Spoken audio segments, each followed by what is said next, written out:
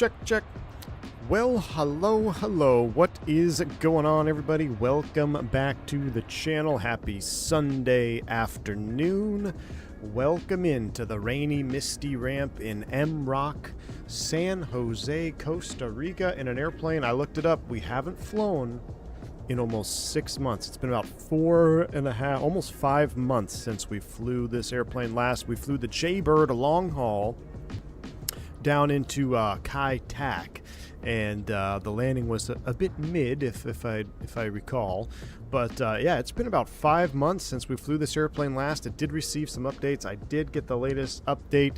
The sounds are mid. I'm just going to come right out of the gate. We're flying GEs, and the sounds are they're just so mid. I'm really sorry to say that. But I tried flipping to Pratt & Whitney's, which I think sound better, but the best liveries available are GE liveries. So get ready for the mid button on startup. However, the rest of this jet has actually sharpened up pretty nice. We are using an FS Cabral livery, FS Cabral, one of the best bare metal livery creators in the system. I was going to use his American livery today. We're going to do a classic luxury liner, but last minute poll here in the chat, you guys voted for FedEx ops. So we're going to do a little FedEx hop, which the route fits us a little bit better because I think I've been wanting to get down to Quito in the sim. So we're going to fly down to Quito. We got some cargo on board. We've got a unpainted FedEx MD-11 livery ready to be scrapped here pretty soon. She's got a few more runs under her belt, and then she's going to head over to the scrap yard. So I'm excited for flying this airplane. I might be a little bit rusty, I'm not going to lie. My FMC buttons don't work, which is kind of poopy, but my MCP works, which is good. So I have that going for us. I'm going to try to find my way around this airplane. We are flying the freighter variant, which we have not flown before, but I obviously don't have GSX, so you don't see any of those fancy WASM crashing vehicles around my aircraft, because I don't need that, because I like to fly the sim without crashes. So with that said, rock and roll. Have I seen the new Quito? Yes. When who's making that Quito, man? So when that drops, we'll probably open a Quito base. We'll probably open a Quito base for V1 Executive Charter. Now, for all of you excited about V1 Executive Charter, we do have a website now. Got to check it out. It's in the Discord. I'm going to keep that stream for later. This is the main event. I know a lot of you guys are wore out on the biz jets. That's all right. We're flying some heavy metal today, but we still have some BizJet business tonight. All right, so be sticking around for that stream after this one. So let's go ahead and get this thing fired up and rock and roll. Why no GSX, though? Because I quit GSX, and it's the best thing I ever did, man. Best thing I ever freaking did, because you don't have to keep up with the updates every 27 minutes. It doesn't crash your sim. You don't have issues. You just fly. You just go flying. Enjoy the plane. And honestly, there are some airplanes now that are coming out with their own real-time boarding and stuff, like the Phenom and the L1011. Like, I mean, unless you want to sit there and see fake people boarding an airplane, which I get. Some people do want to see that. I totally understand. That's your prerogative. Whatever. Knock yourselves out. But for me, it became more of a headache. It just became more of a headache for me to maintain it and do this and that than I enjoyed. So it's actually been bought for the channel like 4 times. You know, somebody would donate, I'd buy it. We'd fly it for a little while. We'd fly GSX, and then I quit GSX, and then someone would give a dono like, this is specifically for GSX. We'd do that. Key 6 basically funded GSX on this channel. And I just can't. I can't keep up with it anymore. So you know, if it's stuck in 2009. You know, I think at its core, GSX is neat, but man, it's just so clunky and gives me issues. It needs a full update or rehaul. It needs a full, just needs a full modernization. You know, a lot of people give grief to pmdg for whatever reason. I don't know, just because they like to grief on things. But I got to hand it to pmdg with their latest OC3 and how they've come out with making the liveries easier to put in, drag and drop, or the manager. It's just come up to speed. You know, things have come up to speed. TFDi, I think, suffers from this a little bit, although they do have the install manager now, which does make it easier. So I will give credit where credit is due. I do think TFDi has come up a little bit as well. But GSX is just one of those programs stuck in 2009. So anyway, enough about GSX. I'm ready to fly some MD-11. The new GSX UI is actually pretty good. Cali Simmer, well, that's cool, but I still like stable. I prefer stable sims. The VEC website is pretty sweet. I didn't have anything to do with it. That's all shout out to Kato. V1 Executive Charter's taking off, man. We're going to be over 200 pilots probably before the end of the weekend. I'm still filtering applications slowly. We're running a real good tight ship. We got high numbers, high utilization. We'll talk about that later, but I'm eyeing that Falcon 50 now. Our next big expansion will be the Falcon 50 drop. So for those of you excited about that, tune in later. We'll talk about that, all right? Let's focus on the MD-11 Fly USMC, my man. Thank you for the $2 super chat. It says GSX was hanging my Sovereign. Uh-oh. See, there's little things every now and then that, pop up, and listen, I'm sure everybody's got their things. It's just my personal preference, y'all. If you love GSX, Callie Simmer, she loves GSX. I love Callie Simmer. We're friends. It's awesome, right? So just because you don't have to like what I say or do, whatever. It's just my preference. So let's rock and roll. Aaron's in the house. What's up? The Irish lad himself. I think it was mostly a theme modernization. I got you. Right on. MD-11 Flyer. What's up, man? Good to see you, MD-11 Flyer. Hopefully, if I need your help, you can help me out. You sound like you know the MD-11. Dougal McTavish is in the house. Just got back home in time. Dougal, we'll tune in for this one, man. It's going to be fun. We're flying an MD-11 down to Quito. What could go wrong, my man? What could go wrong? I'm excited for this stream. I hope you are too. Let's fire it up. Grep4 Master, thank you for the €5. Appreciate you. Sovereign into London City when? Whew. I'm still waiting for someone to fly the Sovereign. We have a Geneva base. Has anybody flown the Sovereign into London City yet? We just opened our Friday Harbor base. Hey, stay on topic, y'all. We're not getting me excited about V1 Executive Charter. We're flying MD-11s, okay? This is mainstream. MD-11 mainstream. Stop getting me excited about BizJet flying. All right? Three-holer action, Mr. Martini, what's up? Cam MD-11 is in the house. What's up? V1 chat, nothing will go wrong. This plane is solid as a rock. Cam, do you have the sound pack for the MD-11? I heard there's a sound pack for the MD-11 on FSTO, right? Is that true? Not true? Because the GE sounds, unless I have something completely wrong, I just fresh installed this. The GE sounds are super, super mid. Engine sounds, cockpit ambience, everything sounds good, but anyway, let's do this. Let's fire this thing up. Let's reset the drone cam. Look, the rain just went away. Well, it was pouring rain earlier. There was a LTU. Somebody flew in here on Iveo. I am on Iveo. Somebody flew in 3:30. Freaking awesome landing. Crushed it. It was beautiful. Watching he was landing in the heavy rain on Iveo. We are on Iveo. Looks like I've got an Amerijet 7.2 flying along with us today. Rock and roll, baby. Rock and roll. We are on Iveo. We're always on Iveo. If you want to fly along, knock yourselves out. So let's see if I remember how to start this thing up. Are you guys ready? Let's do this thing. Sounds up. Let's rock and roll. Cockpit looks nice. It's just, I said before, the cockpit texture is just too gray, or the cockpit color is too, it's just the MD-11, I think. But I do think there's been some added, depth. I do feel there's been some darks. There's more crispness. If you look down here, look how crisp everything looks here. I do think they've done some detailing work, and it's actually, it's really good. I really don't have any negatives to say about the cockpit now. Before, I was kind of like, eh. But now the cockpit seems to pop a little bit, so let's fire it up. You'll see it even more here. We'll get the battery switch on. We do have a ground power, so we'll go ahead and connect the ground power. Sounds are coming up. My sounds are coming up.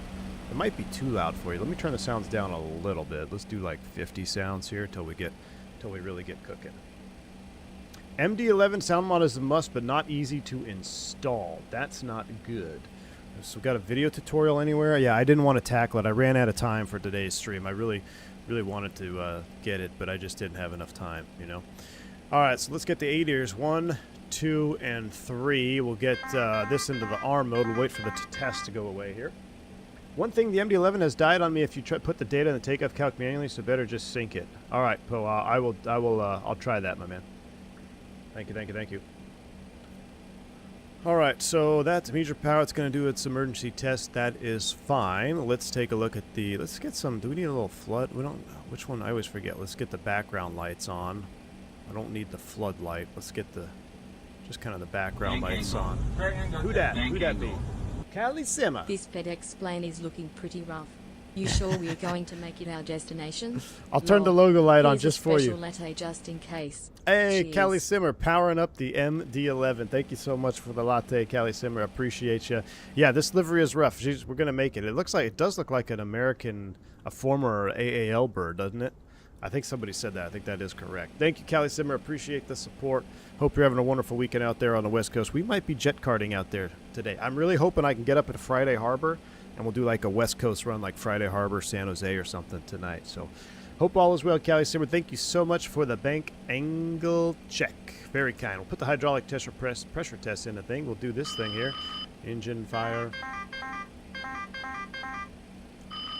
Engine 1 fire. Cool. Tire tests are complete. Let's come down here to the FMC2. Let's pull this out, get this initialized. Is my nav database current? 14 May, 10 June. I think it is. All right, good. We are on the current database. We'll do a magic barrel ref key. We'll come down here, make sure everything else is set. We're squawking 2000 standby. Excellent. So first things first, let's import the SimBrief flight plan. Let's go flight plan init. And let's send flight plan to FMC. Flight plan is set. So we're going to align the IRS. They are in alignment mode. Today we're operating is Federal Express. When's the last time we flew as FedEx on this channel? FedEx 357. Cruise flight level is going to be 35,000 feet. 350 is set.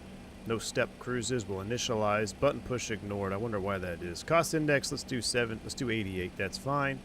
Alternate. We do have an alternate for Quito. That alternate is what? Guayaquil. Man, wouldn't that be something if we divert to Guayaquil? SEGU. Wonderful. Do I do that again? Yeah, there we go. All right, there we go. Initializing. Excellent. Next page. Block fuel and all this good stuff. So this is where I would love to see, and I'm hoping the Sovereign gets this. Not to talk about executive biz jets again, because they're the best part of the simulator right now. But I thought maybe the Sovereign would be implementing this too, but like a real-time boarding just through the EFB for those of us that don't use GSX. So unfortunately, it's insta-load. We'll just set payload and fuel. We're insta-load. You saw the airplane flinch there. But for future devs, or if any devs are watching streams, and I don't know how much coding would be required to do that, but some sort of real-time loading through the EFB I have always been a fan of since the X-Plane 11 days. So I know the ATR came out with that out of the gate, which I really loved. There was a couple other ones that had it. There's some in the sim here that have it in 2024 as well. But I really love that function. For those of us that aren't using GSX, it would really be cool because it kind of gives you just a sense of like timing, right? When to get things timed up. So I hope to see that maybe in a future update. I mean, you obviously already have the syncing and loading of it. If you could just somehow artificially put a timer on it, I think that would add a lot to the experience. Autistic, I think is what Autistic. Thanks for the $2 super chat, man. He says thoughts on the Red Ring Super Connie for 24. I have no idea what that is, but I love Super Connie, so I'd have to take a look. Autistic, thank you so much for the $2 super chat, man. Appreciate you. I'll have to take a look. I have no idea what you're talking about. We're getting a new Connie now. Excellent. We'll do all this takeoff CG. We'll bring everything in. Max landing weight 481.5. We're going to be very close to that in Quito today. For those of you that don't know, Quito is a spicy one. I got some Quito story for you too about how I did not get to Quito again. All right, weights are set. Fuel dipstick page we're going to skip. Let's go to the flight plan page. Let's take a look at the current we're expecting runway 25 on the DOTAD for Delta on 25. So we're going to go SID, departures 25, DOTAD for Delta out to first fix. I didn't update the route. Sorry, guys, for those that want to pick it up. Drake. We're flying right through the weather, but we're freight dogs today.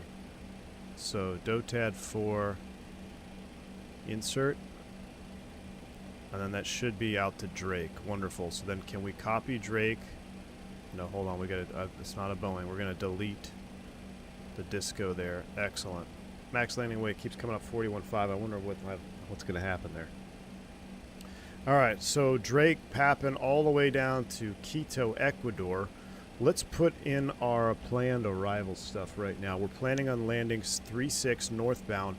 No actual approach, but since I was going to go to Quito yesterday, I know what chart we're supposed to expect.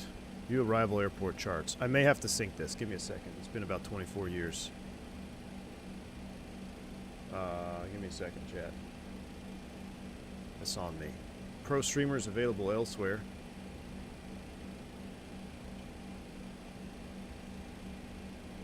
To Lima, Delta, Lima, Tango, Sierra 8. What? Try again. Expired. Who's using my code?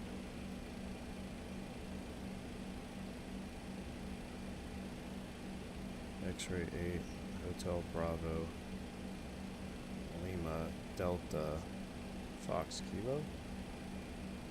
Allow. Alright, yes. Alright, close this window. Thank you, sirs.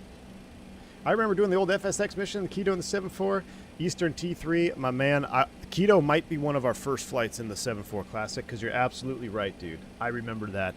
The Quito mission, the high altitude 7-4. Yeah, dude. Absolutely. SEQM. Search. Approach. We're not going to do an arrival, but we're going to plan the ILS. Is it Yankee? No, it's the curved one. X-ray. X-ray 36 Quito is what I think we're going to do. Cat 1. So we're going to plan this off of Nort. We could do the RMP, but we're going to plan this one. 3-6. So we're going to take it off of Nort. 3-6. Alright. Quito Star. That has us on the RNAV 3? No. We're going to do ILS X-ray 3-6. QNV insert.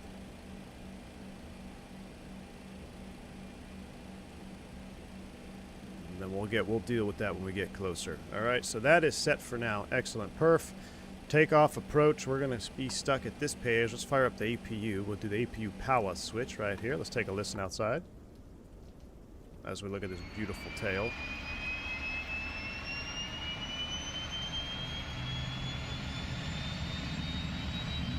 Literally every other airliner pales in comparison to the 7-4. I know. You promised Kitech 741. Did I promise Kitech? Okay, maybe we will do Kitech. Yeah, I think that's right. Rondazzo and I are going to go Kitech in the 741. That's right. Mr. Rondazzo said he's going to fly with me. Going to run the panel. Although I think we should have him run the jet. What do you guys think? All right. APU is coming on the line, and then we'll turn the APU air online because we don't care about our 3-minute cooldown timer here in Freight World because we're just a bunch of freight dogs. NIS, we don't have to worry about any of this. Cargo door, enunciator lights, we skipped all those tests. We'll go seatbelts, no smoking on. Emergency exit lights, switch to the arm position. Let's see. That is good. Magic Barrel ref is done. So now let's do some takeoff perf data. Let's go ahead and sync this. We're planning on 2.5 for departure. We'll get weather information. 250 at 7. We will get takeoff weight. Thrust setting. TO. Get takeoff weight. Optimum specific. Calculate. Flap 23. Spicy meatballs. ILS Zulu 36 from Quito VOR, not from the Miss VOR QNV. Ah, thank you, AJ.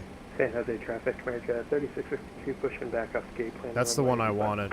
AJ, remind me in cruise. Remind me in cruise. Thanks for $3 super chat. Yeah, that's one we want. I actually brought. So here's the thing. I've got a new iPad I'm going to be using for streaming, which is going to help me with my chart situation. Thank you. This is the Zulu from Quito VOR. Thanks, but that's one we want. All right, no flex temp. 38, 58, 63, flap 23. So we'll do 23 here. And let's remember the speeds. It's 38, 58, and 66. 138, 158, 166. VCL is 256. So, if I recall, we go 256 and pull it. Or push it. Oh, push it first and then 256? Gosh dang it. MD-11. I forget how to do this. It's push, pull, something. We set VCL though, 256. I repulled it. 256 is set. We're going to be nav prof to 10. No ATC online. Let's set our cruise altitude, flight level 350. 350 is set. Let's turn up the background Abris lights here.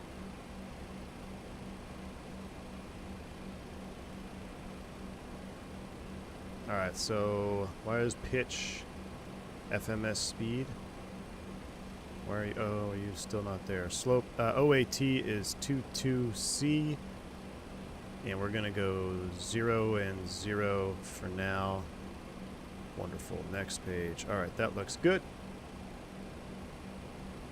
Alright, MD-11 flyer says no need to pull on the ground. Okay, no need to pull on the ground. Alright, so I think it's set, right? 250, 166 is V2 and 256 is set. I think I have it right, MD-11 flyer, right? Now it's right. Don't pull it on the ground. My question is, why do I not have nav armed? We're going to be heading...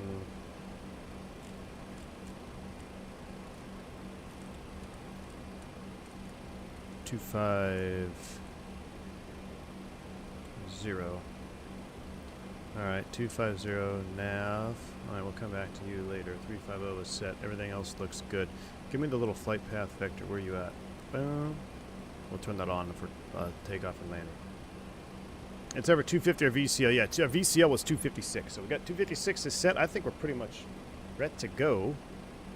Let's close up some doors. Let's go to services.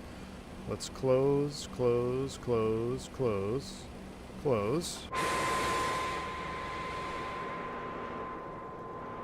We're fully loaded. We can see the ULDs in there. I heard the other day Spirit Airlines was the safest ever. Is that fake news? No, Josh, it is. Spirit Airlines is the safest airline to ever exist.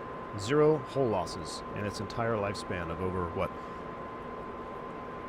40 years almost? It's not a coincidence either, man. We had some of the best pilots in the industry, no doubt, on the bus. Great pilots, man. All right, tug guy is raring to go. Let's go ahead and disconnect from ground power. External power off, please, so we don't shock anybody. So he's going to disconnect. We can remove the wheel chocks. That all looks good. I think we're pretty much ready to go. Charts, perf is done. Payload has already been set, so we don't need to do anything there. We'll leave this dispatch here. Let's go ahead and throw the beacon on. Let's throw the beacon on. And ignition A today. Can you override and use both ignitions? We'll use ignition A for start. Let's go ahead and get ready to push. Make sure nobody's behind us. Nobody's behind us. Costa Rica traffic, FedEx 357. We're over at the freight ramp. Going to be pushing back, Planet 25, Costa Rica. Alpha Bravo. Oh, I just blocked somebody. 25, San Jose. Left Alt P. Default push is set. Brakes released. Tug is coming up. Let me see what cams I got for y'all today. I think I've got a... People do. Nope, we don't want that one. We want this one. My FMC is displaying the data, but I don't have the buttons working, so Radio, check 122.8. Got you loud and clear? 5-5. Everybody say it. Make sure everybody says it at the same time. Yeah, there you go. Look at the wing textures, though. FS Cabral crushed it on the wing textures. We need to bind left wing views, guys. I forgot to bind the left wing views, so give me... That's one thing we need to do here. As we push back in silence. The sound of silence.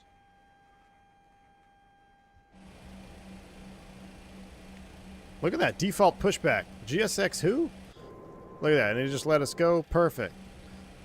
GSX who? Park brake is set. We need more hydraulic juice. Make sure you set your... I think we got enough juice. I think we're set. Park brake is set. Hold on. Off. Park brake on. Hydraulic pump. Yeah, we got juice. All right, park brake is set. Now, real quick, let me bind my wing view. Sorry, guys. Hold on. Don't look. Don't look at me. We're gonna zoom through the cabin here. We'll see our ULDs. Microsoft weather getting better and better. I totally agree, man. I've been a huge fan of the Microsoft weather since we started Microsoft 2024. It's so dynamic in nature, you know. That's the first time in a sim where I've felt that the weather is actually something you got to deal with. You know, in X-Plane, it seemed static. Even when we had all the weather programs, it just seemed like a static environment, you know? And 2024 does not feel static to me. I mean, when we first started flying 2024, I remember we were shooting an approach into Las Vegas, and we're on the RNAV to 19, and we literally are watching this massive rain shaft from the west of the field move over slowly to the west of the field, and right over our final approach and everything. It was great. That sold me right there. Okay, let's start them up. San Jose traffic, ready 662 crossing. APU bleeds on, ignition A is set, beacon is on, ready to rock and roll. Let's go ahead and start 3, 1, 2. Pull it. Shh, take a listen. Why are the thrust reversers deployed? That's another. Shh, shh, shh. Listen mids. Here we go.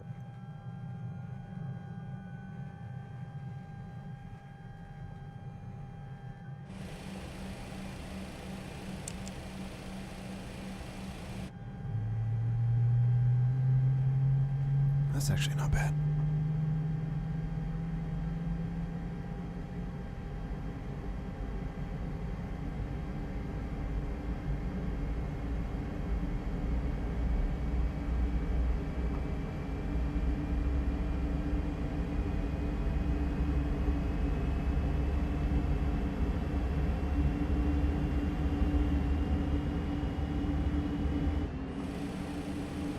Hey, sorry. You're SimCFI. What's up, brother? Says, hope to see you at Expo. Hey, I'll be in the cowboy hat.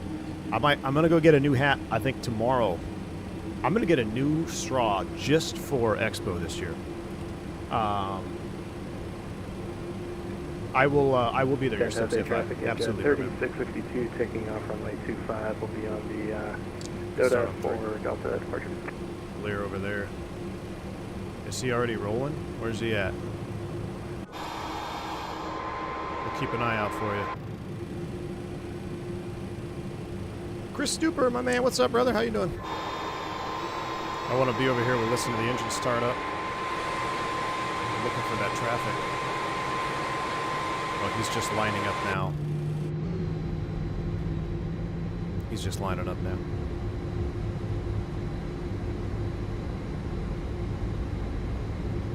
I mean, I don't know if this is all FS Capital or what, but the texturing and the texturing and the modeling of the engines and wing look really good. Way improved. Really, really good. I'm actually impressed. Chris PT6, I'm still mad at you. Dude, you sent me that screenshot. I'm like cramped in a freaking jump seat on a 3-hour flight home, dude. I'm just like, and you're sending me pictures of these freaking tuna coming over the side. Bro, are y'all hiring? Are y'all hiring, man? Here goes that 7-2. Let's watch him. Hope all is well, Chris PT6. Oh yeah, get it, Amerijet, get it, maybe. Hell yeah. Is he stalling? It looked like he was stalling there for a second. Good start on 2. Here we go. Or sorry, good start on 1. Cranking 2.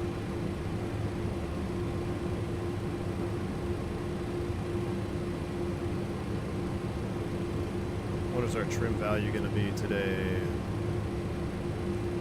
7.7? Why don't I believe that at all?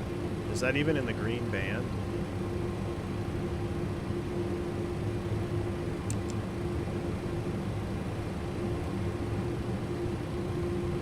Why is my yoke disconnected from the airplane?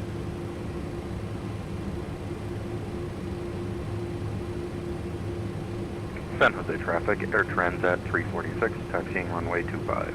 Oh no, shit. Coast reach traffic, crew track 69 up cargo ramp, taxiing to runway 25 via Alpha. My yoke is not connecting to the sim. It's not connecting to the sim. That's a problem.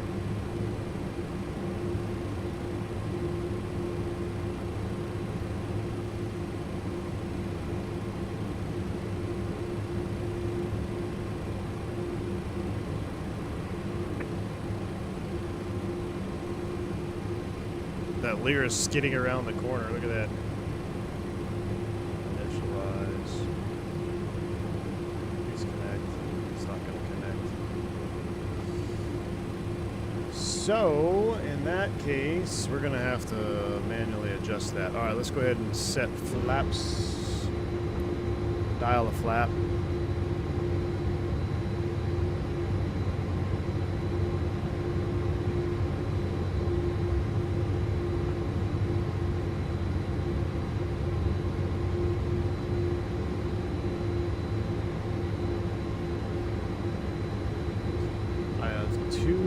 Attempts at I'm going to try to connect an old setting, and then if this doesn't work, we have to do it old school. No force feedback. Just give me 1 second here. We got flap set, that's booting. Alright, APU power can come off. APU air can come off.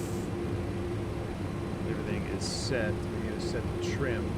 I know, the wing does look good, doesn't it, Sandman? I'm telling you, I've been impressed. Set manual trim. 7 units? I'm pretty sure 7 green. Yeah, 7. That's way back there. 7 is set. TO is set. ABS disarmed. Why didn't you launch yourself, CLS?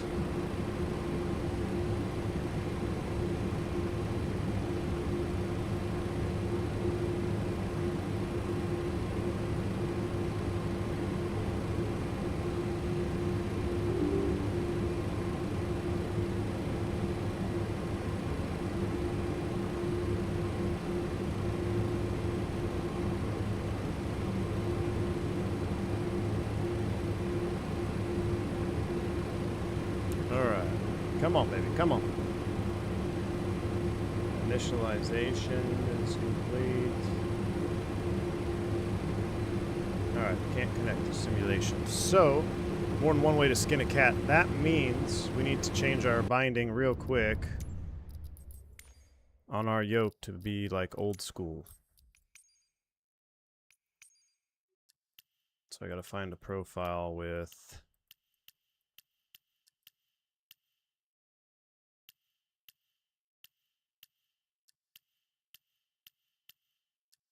elevator aileron axis. That's what I need. Alright. Old school. No FFB. Let's rock and roll. Why do I have amber there? Alright, nav is armed. Pitch 166. Alright. Santa Maria traffic. FedEx 357 heavy taxi runway 25.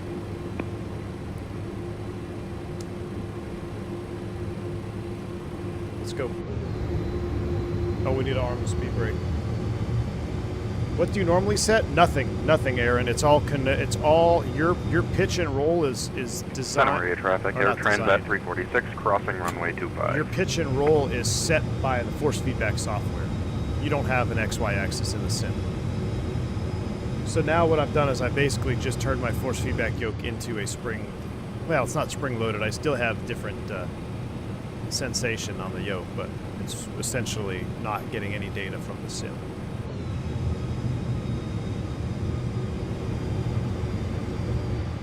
Great looking wing though. Great looking wing. Alright, let's increase or decrease the range so we can see where we're going. We're making a heavy turn here. Look at this. This is the MD-11 extended, so we do have failures. We got to be careful here. Let's make this nice turn. Hit the like button if you like seeing some heavy MD-11 ops. I'll be honest with you, I'm impressed so far with this MD-11. it's been almost half a year since we flew it last, and I feel like it's got whatever updates they did hit it with. It's been improved. And I'll be honest, the sounds aren't as bad as I thought they were. Maybe in my test sector I just didn't have my volumes up or something. I don't know. Fabiano's in the house. What's going on? Jeff says, I finally installed the Phoenix. Dude, I saw you flying it the other day. I saw you flying the Phoenix. I haven't stopped flying it since. I'm like I'm addicted. What an airline package. Jeff, I think the Phoenix is the best airline package airplane you can buy in the simulator world, man. It is incredible, isn't it? And I'm so fortunate to have been on the Airbus when that thing was releasing. I'm a huge Airbus fan. I still am. But the Phoenix, just as a package that you can buy and flight sim with, is insane, man. So I'm glad you're enjoying it, dude. Check out V1 Sim on YouTube for some tutorials. Santa Maria traffic for track 69 for runway 25. Oh, you know what? I won't have trim on my yoke now, will I? I have to use my Bravo. I'm not gonna get in the settings and do a setting menu. I'll have to use my Bravo for trim, which that might be a problem. Maybe I can find that if you guys don't mind. I feel like we're dragging a brake here. We got a lot of thrust to move. Brakes are off for TO. We got the green box, auto brake TO, no smoking, seatbelt sign is all done. Take off. Santa Maria traffic, Avianca 323, final approach, runway 25. We got an Avianca. Is that a Lear 25 or a 35 up there? This is the V-Pilot Santa Maria, Costa Rica, by the way, if you're interested. It's a 2020 scenery, but it works great in 24.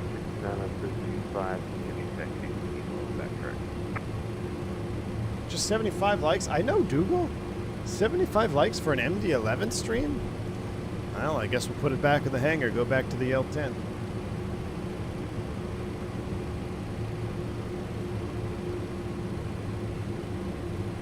San Jose traffic, American 123, at gate Alpha 13. We'll be pushing back after the... He's going to be pushing back. He's a heavy cargo. Got an MD-11. There's somebody on final for 2.5. Now, as a heavy, we have to hold short here at Delta. Santa Maria traffic and FedEx 357 heavy hold short of 2.5 at Delta for landing traffic. I hope I gave that guy enough room. Oof. Let me pull up a little bit. See if that 777 can push. Let's see, for the crossing we gotta be at Delta. We can't cross. Yeah, big guy, you can go ahead behind me.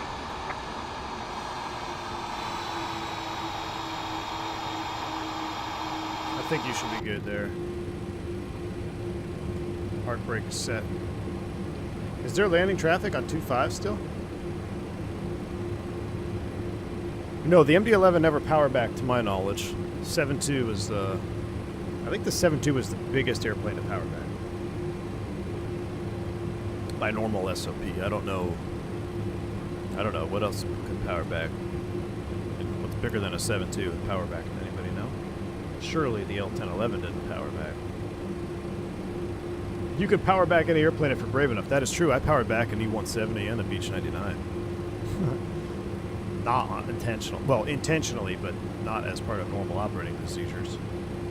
Taxiing into the ramp in Cleveland. It was either Cleveland or Cincy. Taxiing in. Yeah, everything's good. Right up, 10 feet. Start to apply the brakes. There's like nothing. It just kept going. Sheet of ice. Sheet of ice. So I was like, there's no other idea. I had no idea. You have to think quick. You don't have a lot of time to sit there and ponder what you should do, but I'm not going to slide into the friggin' terminal building. 323, runway break. Did you say runway clear? Hold on, let me check the WebEye. Somebody on final or no? Did we not see him? Let's see. Santa Maria traffic. I don't see anybody landing on the WebEye. Oh, Avianca. Oh, he landed the other direction.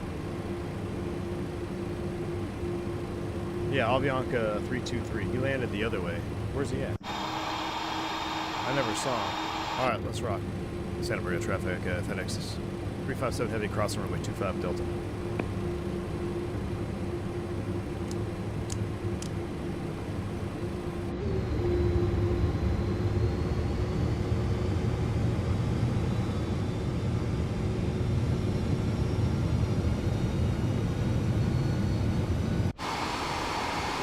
Golly, we're heavy. I did the maximum freight to get us to almost max landing weight in Quito. Because we don't have a lot of gas, so we got a lot of freight on board. Clear left. Clear right.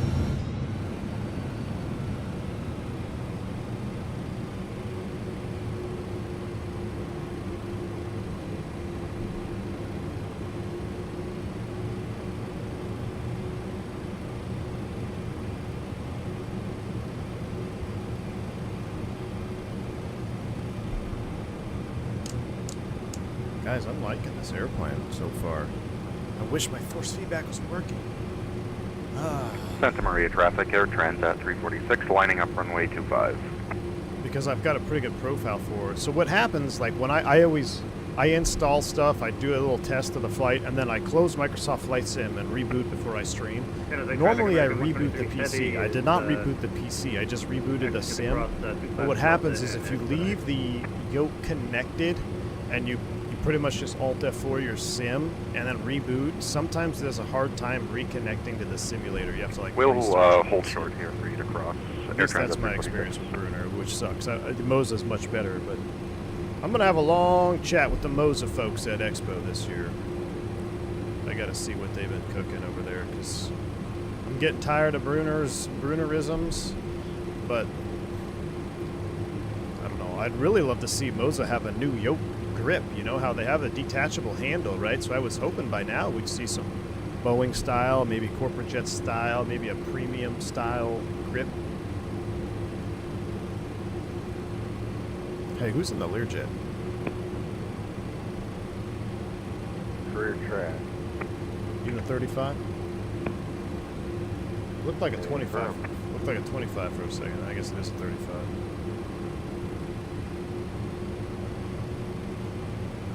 You know what, William David? It sure looks like it got a new pylon, doesn't it? Santa Maria traffic, Air Transat 346, departing runway 25. Air Transat in an American livery.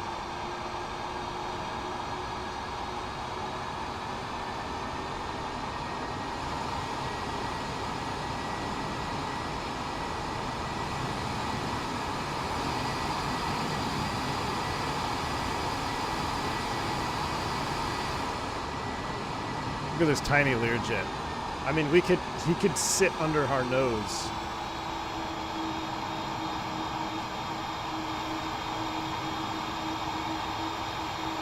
Should we taxi over him?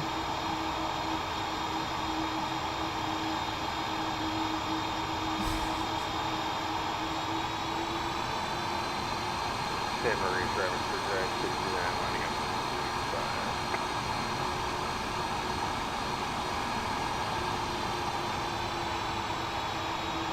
Should we hold short for wake turbulence?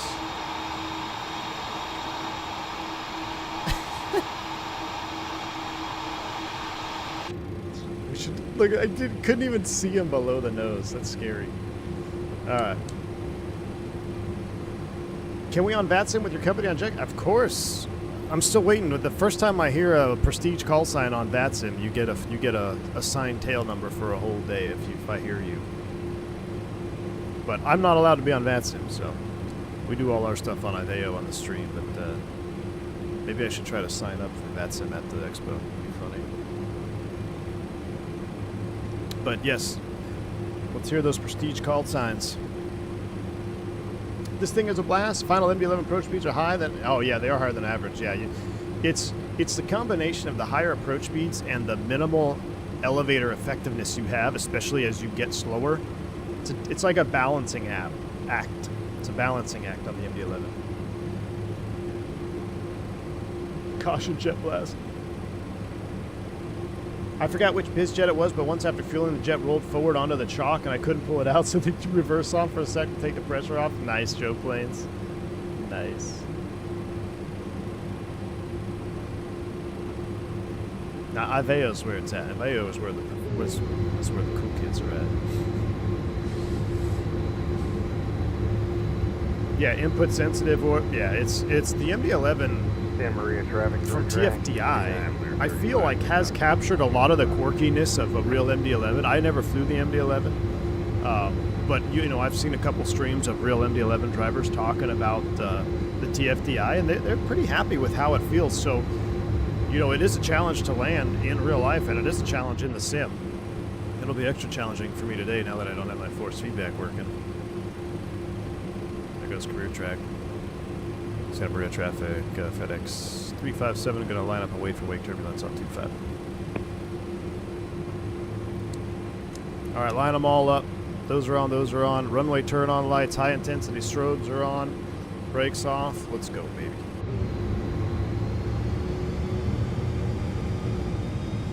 Taxiing around feels great on this too. You do feel like you're actually using some mass. Does the weather radar work on this? I might have to turn my weather radar on here as we line up and take a look at it.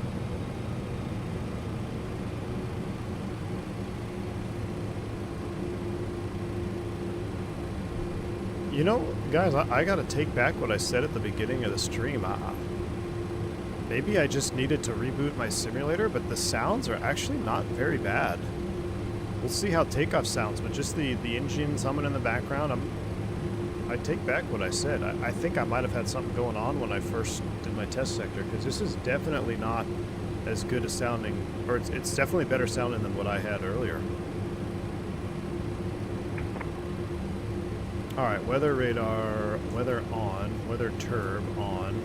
Santa Maria traffic, crew track 69 airport, passenger 6. Then you got to do something over here. You got to turn terrain off.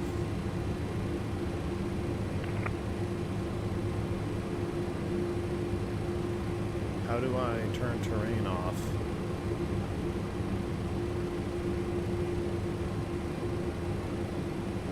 Am I going crazy? Map plan, GCAS, traffic data, waypoint, view RNDB.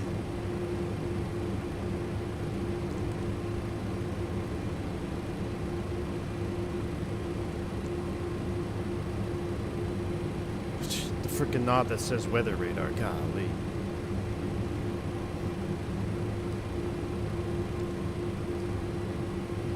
Oh, we got some.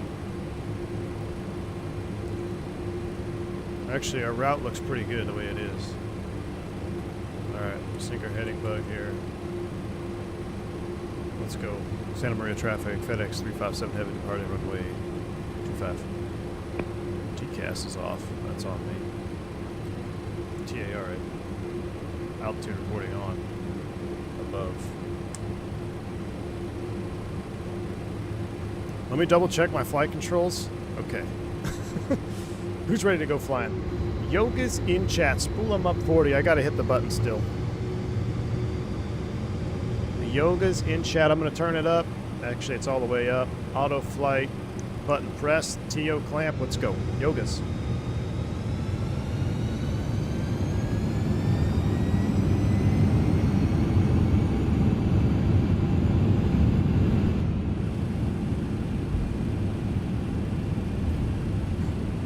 Power set. 123, heavy, lining up. 80.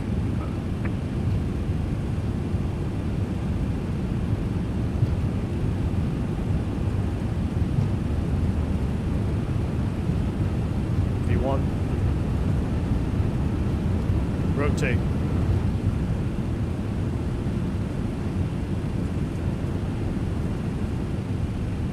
Positive rate. Gear up. Fly with.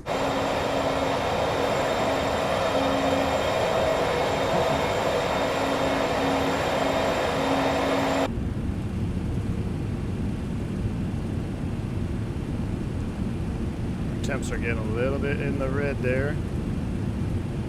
Get to acceleration altitude, they're in the orange.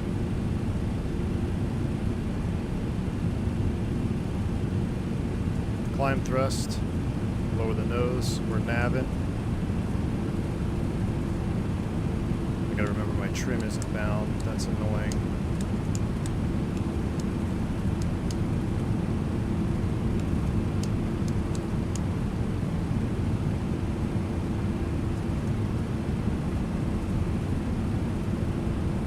Why is she at 175?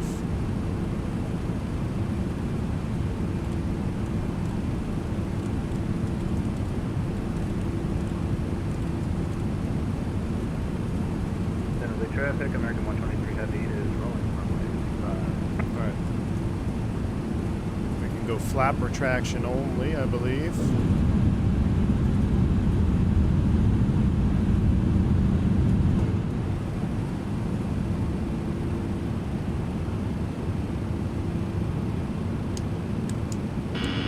Stabilizer motion.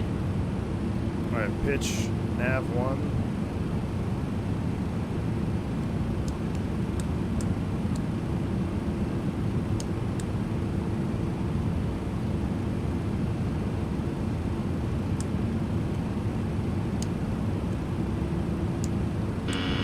Stabilizer motion. Slat retraction speed. Slats are coming up.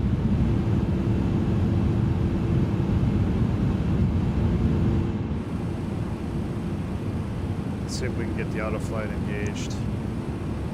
AP1. Thought I saw a potential breakout here. Outside air is plus 24. We're looking good. We're nav 1, climb thrust 350. We're pitch nav 1 in. Might need to go a little bit left for weather.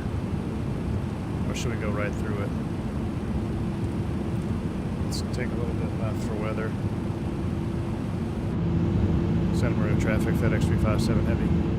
We're out of 7.6, climbing 350, last call, Santa Maria. Do a little left weather deviation here. Stay out of the red.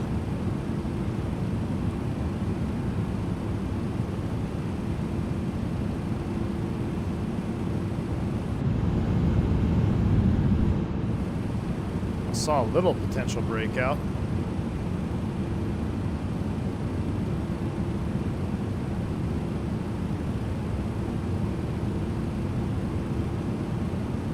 Alright, overhead everything is good. We're still looking at, oh, here we go.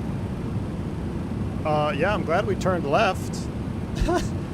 I'm glad we turned left, chat. Are you freaking kidding me? Screenshot. I was like, should I deviate? Yeah. Are you freaking kidding me? Look at that thing. That thing goes to like 60,000 feet. Holy shays. I know we're freight dogs, but daggum. Oh, look at this. That is so cool. Oh. We're at 10,000 feet. Alright, landing lights, that's all coming off. Runway turnoffs, logos can come off. High intensities can stay on. Verifying outside air temp, still plus 20. Let me turn the sim sounds down a little bit for y'all.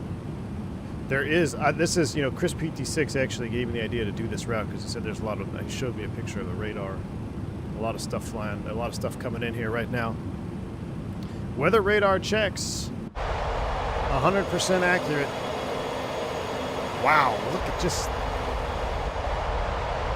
This is cool. We haven't flown in any severe weather in Microsoft in a while. Look at that. Listen to your weather radar. Listen to your weather radar. But I want to paint the actual returns. Like X-plane. This is actually pretty dang good. Alright, let's increase the speed. Why are we 260? Let's go ahead and do 280.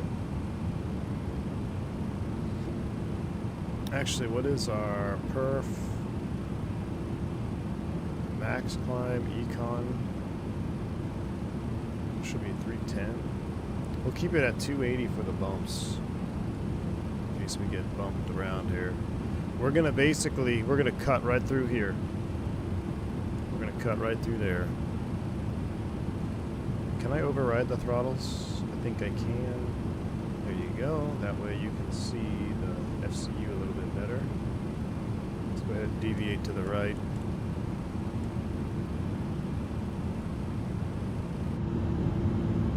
Blackbird Controls. What is up, my man? Blackbird Controls is gifting 10 memberships to the channel. Yes, indeed. We're using the Blackbird 727 levers on the MD-11. What's up, Blackbird? Thank you so much for your support.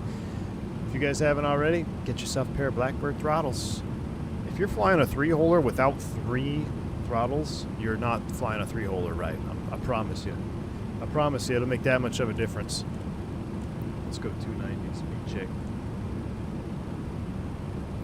Thank you so much, Blackbird. Appreciate you, brother.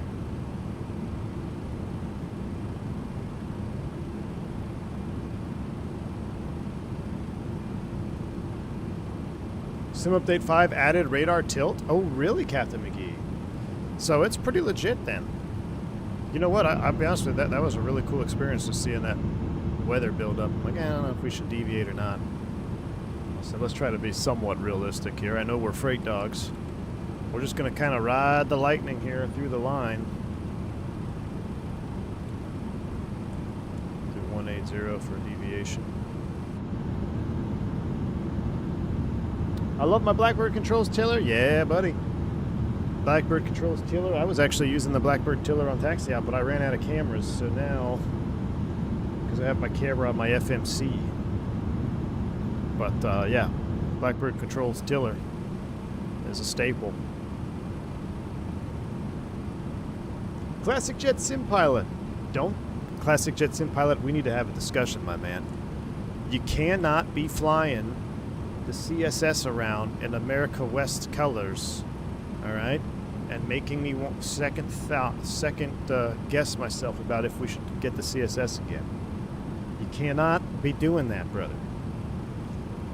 Fly some like weird airline where I'm not interested in seeing how beautiful it looks on the new updated CSS Classic 7.3.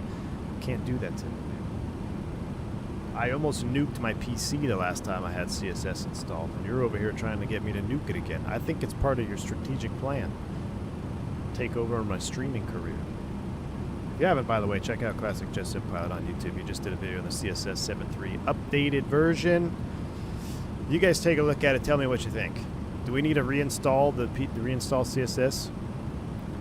Classic Jet Sim Pilot's got you covered on that latest update over there.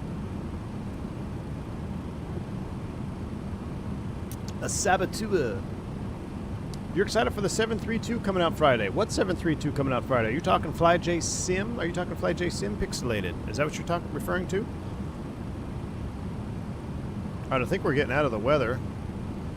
Oh yeah, we'll rejoin our nav course. I'll tell you what, yeah, Center FedEx 357, we can go direct Drake. Center or FedEx 357, Raja, proceed, direct Drake. Direct to Drake, execute, nav. Let's go ahead and increase speed 310. That's our climb out speed. How do I get you back to normal, like, FMS speed? Why are you... What am I doing wrong? I can pull it for 310. I want to push it.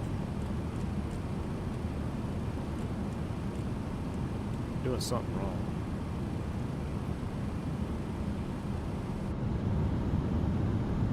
I feel like I gotta turn these views up a little bit.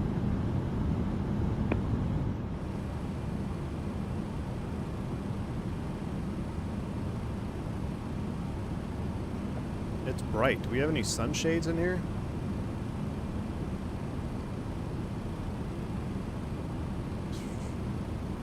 It's bright. Oh, she got hosed. She didn't have an actual sunshade. Is that lightning off the front there? Alright, what's missing with my climb speed? Perf. Econ climb 310. There we go. Classic Jet Sim Pilot taught me that. I use a hybrid of the Pro Desk Sim 7.3 flap lever and gauge speed brake, but default Bravo levers with the I fly the 7.2. I'm unfamiliar with that one though, swim and climb.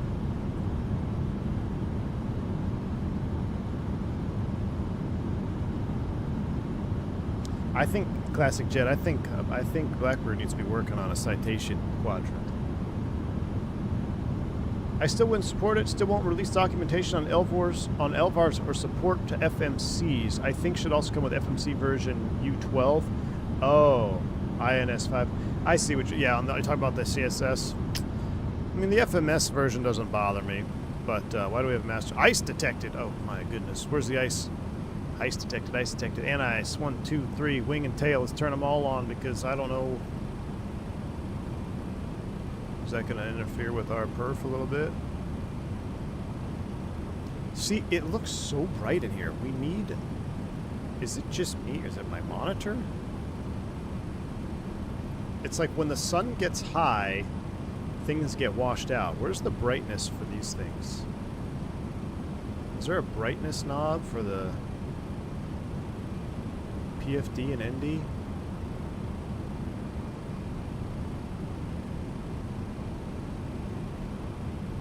Where's the brightness knob? I need to brighten these up. I don't think there is. I think it's this right here. Instrument and panel and floodlight, but those are all the way up. The knobs below the thrust levers. Oh yeah, my man. Bank angle. Bank angle check. Bank angle check. Do that. 74 Gear put out a Yit video of his take on why Spirit failed and who's next. Hey, Did Mr. you check it Martini. Mr. Martini, I didn't hear who you said what. Thank you so much for the bank angle check. Oh yeah, screens look better now at Max Bright. Thank you, Mr. Martini. I appreciate you. Who made a video about what felt Mentor Pilot? You know, I did watch that video. I did watch it. It wasn't that bad. You know, I'm not saying it like he makes bad videos. But a lot of times, creators that, well, I'd say Mentor Pilot, when they, maybe not Mentor Pilot, there are YouTubers out there that make videos on airlines where they think they know what they're talking about, but they really don't. And Mentor Pilot has had some videos that I'm kind of like, you could tell he's doing his research for U.S. aviation, but it's not really how it is, but he's going with the best information he can get. I'll give him credit on the Spirit video. The Spirit video was actually very well done. I really didn't have anything. It seemed pretty legit. I mean, there was really nothing in that video that wasn't accurate. I think he did a pretty decent job. Yeah, he did a decent job explaining it. There's, you know, with anything, there's still way more. There's still way more to it, you know, from the inside, and I'm sure he probably knows that. It just, you got to make a video. It has to end at some point, right? You can't just do a 5-hour video.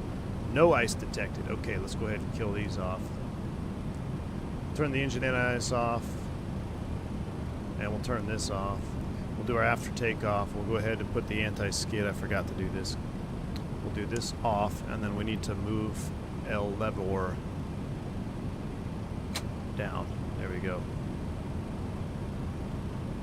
It's just a soupy day today. Nothing to see out on the wings.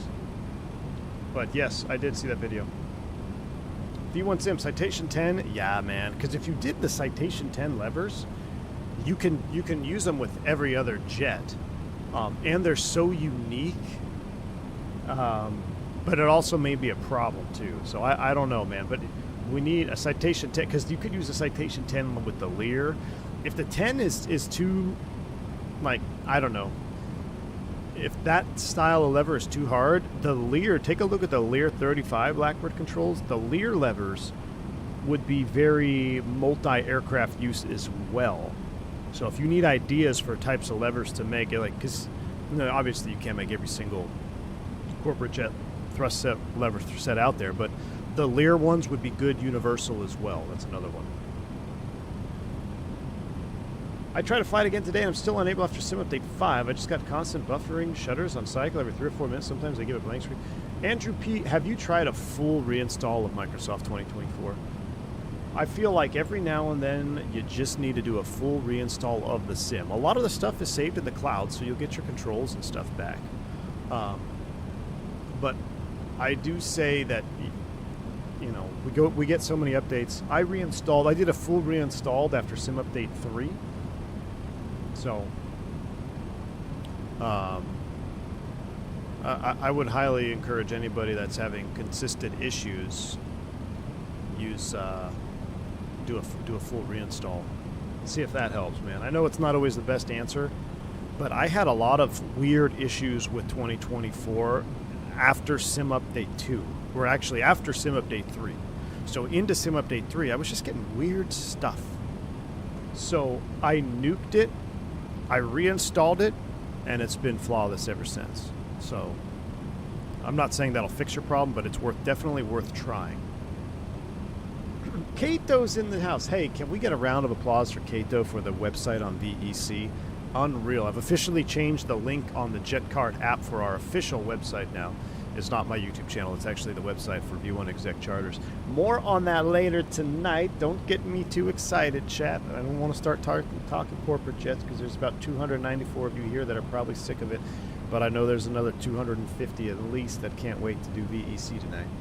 But Kato, man, knocked it out of the park, dude. Knocked it out of the park. And this is what's so cool about, you know, this community is, I mean, Kato has put together real stuff that we can use as VEC members that are going to enhance your fun and enjoyment in the sim, and he's done it on his own time for free. Like, I'm not paying him. I'd love to. Are you on Expo, man? I owe you something for sure. Also, I do have a domain for the V1 for my business, actually, Kato. Would that be something where you could transfer it over to that domain so you don't have, I mean, I'm sure it costs you some amount of money to run it. But like, I'm not paying anybody to do anything. We got water and the mods in the Discord setting up channels, setting up bots. Kato is setting up bots and landing rates and websites. It's like people take real time out of their day to do stuff for the goodness of the community so you guys and gals can have more enjoyment in your simming experience. And it's so cool, man. So huge shout out to Kato, man. I appreciate you. Nabil Hamdoui, who's allegedly working on a trailer video that I to Nabil. I check my DMs every like 3 hours, man. You posted that one video of the panning around the black tail, Nabil. You're teasing me, man. You can't tease me like this. Nabil has made some absolute fire videos. You know, Whiskey Throttle cranks out paints. Blackbird Controls kicks out freaking tillers and throttle quadrant sets and everything. Now, granted, those are for purchase, but I mean, he's running an actual business. I booked a Leron jet card. I'm going to fly my route after this. I still need a VEC roll. Mick Oatmeal, I'll hook you up. Let me hook you up here. And so, Mick Oatmeal, if you haven't already, submit your VEC roll request through the website now. Submit it through the website. I would have joined by now, but I'm enjoying running charters too much. Hey, RP Gamers, there's nothing wrong with that, my man. What's your rep at anyway? Our min rep is fastly going up to apply, and I want to keep it that way because I want users to experience charters, and I want them to experience working for other people before getting into the VEC community. But I also have an idea for an actual VEC group flight, and I know how to do it.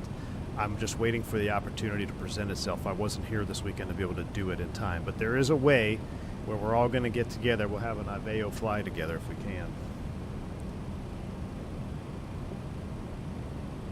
But yeah, hey, you guys get me talking about VEC. Stop that. Stop talking about VEC here on stream. This is MD-11 heavy metal. Let's run a seatbelt sign. Let's put it on auto for that. We'll get rid of those cast messages. Makes it look a little bit better. We're at 350. We're still kind of in the tops. How do we find our cruise, maximum cruise? Perf. Maximum 37. We're at, optimum is 34. We're at 35. Ooh, do we take it up to the max of 37? Let's see if we can't get above it. In real life, let's talk about this real world tip here. Any airplane you're flying, 7.3, Phoenix, 320, whatever it is, you're going to have an optimum maximum flight level in your FMC. Generally, I don't know how it works on the MD-11, but for the Airbus, for example, since a lot of us are Airbus fans, the maximum flight level is the maximum level at which you can get to and still maintain a 1.3G buffet margin. Now, that 1.3G buffet margin may vary depending on airframe. I don't know what it is in the MD-11. But basically, it's saying you can get there, but you're going to be pretty tight in terms of coffin corner and how the bumps, if it's bumpy up there. You don't want to go up there if it's bumpy. So if ATC came on and said, hey, FedEx 357, can you take 370 for traffic? First question would be, is it smooth? It needs to be smooth up there. Second response would be, probably not, because 37.5, I like to at least see it 1,000 feet above the altitude I want to go to. So whether you're in the 7.3, the Phoenix, I am really only comfortable with 360 here, real world. If this hit 37.8, 37.9, okay, if it's smooth, I'll go up to 370. If it hit 38, yeah, I got no problem going to 370.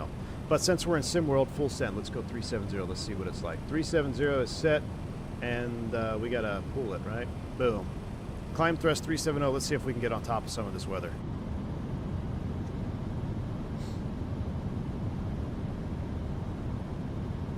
You're at 410 and still in the soup? All right, Mick Oatmeal. All right, we'll keep an eye on it then. I did a jet car flight the other day. Fuel taxi out 10 minutes into the flight that I realized forgot to load the passengers. Not good, Buck Brown. Where's the leaderboard that we had the weekend off of EEC? Actually, Sam, I think we're sitting at number 4. We took over Jet Card International, which is the owner's own VA, so that's good. We need to get to the top 3.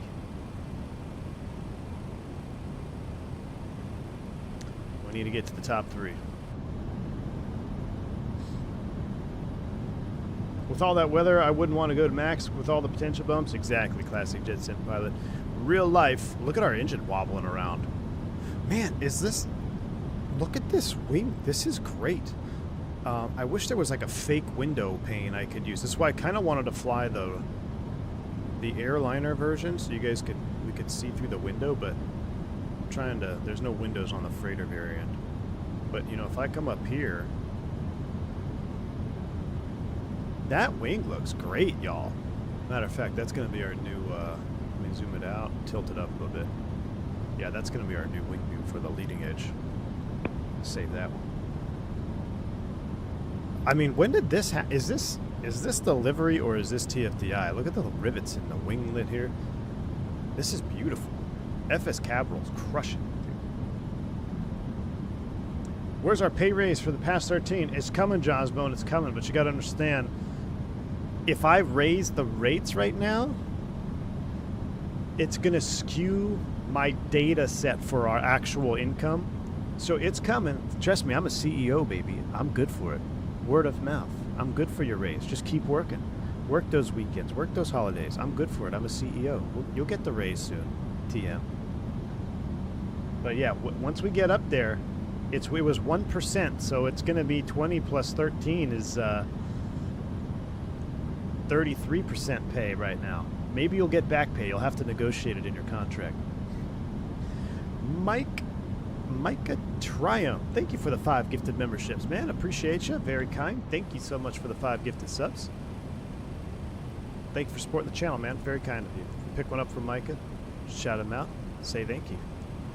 All right, we'll zoom it out. There's our weather radar. We're at 3.7. We're still not above it. This is going to continue to go up as you burn fuel. I actually don't know what the service ceiling is of the MD-11. Who knows what the service ceiling is in this thing? But there we are in cruise, rocking and rolling. Let's go outside, take a listen. 3 cons, and they're not pointed down. I love this livery. Look at, there is no better bare metal, in my opinion, than FS Capital. FS Capital, here we got some seriously talented painters out there.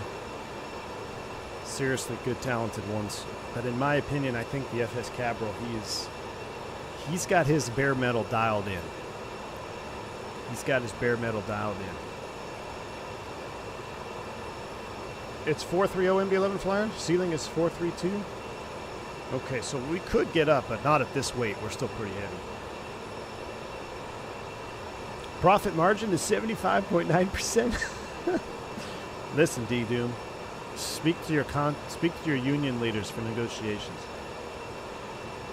Oh, you sent me the trailer for the Connie. Let's watch that. It's kind of loud and bright out there. Where you guys want to sit? You want to sit here in the jump seat? Let me see if I can find this Connie trailer. What Connie trailer are we talking about here? Yeah, that's brown rust, dude. It's brown rust. This is an old bird here. I can't open Discord on my phone, but I'm going to YouTube it myself.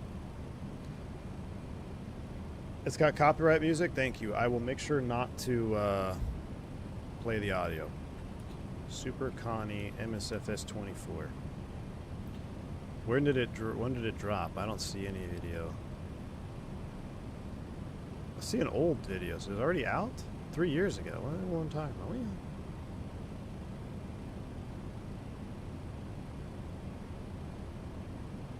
I don't see any Super Connie stuff. Who's making it?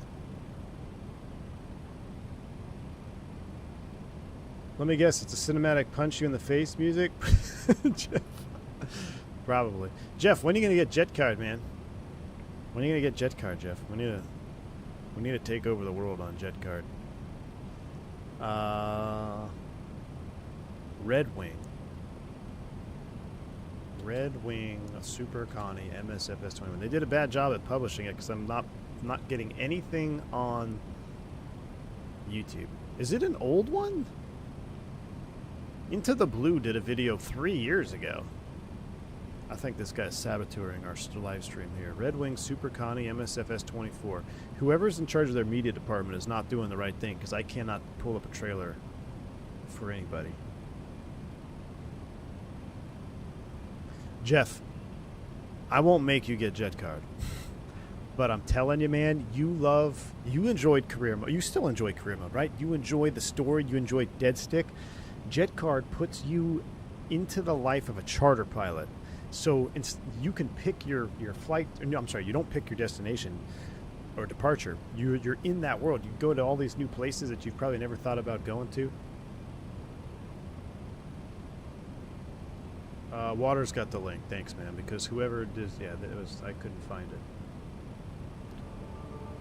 Red Wing team. Okay, 9 days ago. Will someone tell the Red Wing team they need a better media department? Because I couldn't find this video for the life of me. Let's go live full. And let's watch this here without audio.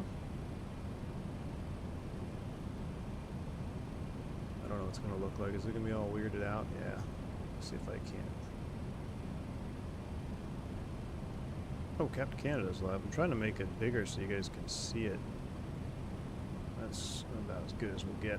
Alright, audio's muted. Let's see what we got here. Actually, I could just go full screen. Hold on. What if I go full screen? Oh, there we go. Oh, now let me shrink this. Alright, what do we got here? Super Connie from Red Wing. Is this in HD? Because, yeah, it's in 1080p. Are they flying at 3 FPS? So far, I'm not getting good vibes. I'm not getting good vibes right now on this. Cockpit looks aight. There's Jeff. There's no menus, man. It's oh, I like the fire there. Textures look aight. I mean, that looks pretty cool. But here's the thing. If I'm going to fly a 4-engine prop, I'm going to fly the PMDG DC-6. That might be the best. I mean, what's better, DC-6 or the Connie in Microsoft Flight? How you can't be better than PMDG. Have you seen the breakers that are simulated in PMDG's DC-6? The zippers are flapping in the wind. That's cool. There's Jeff doing an oil change. We got an Irish flight attendant here. I mean, why would they make their trailer video at 5 FPS?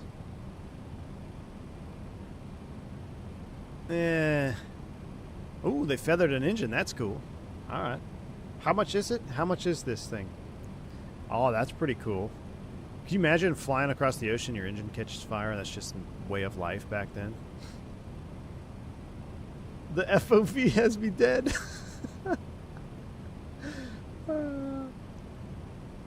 Jeff hires people for YouTube changes. That's true. He's got that YouTube money. Queen of the Skies is back. Well, I beg to differ, my friends. I'd have to watch it with your punchy in the face music, but all right. I'm not. No. Count me out. Count me out. I'm gonna wait for someone else to stream it and take a look at it. What's Captain Canada doing right now? He's live. Oh, he just landed. Oh, he's somewhere cool. Where's he at? Oh, he's in Innsbruck. Did he just land? Would he be mad if I watched his landing on stream live? Let's see. Should we see what his landing rate was? He's in the Phoenix.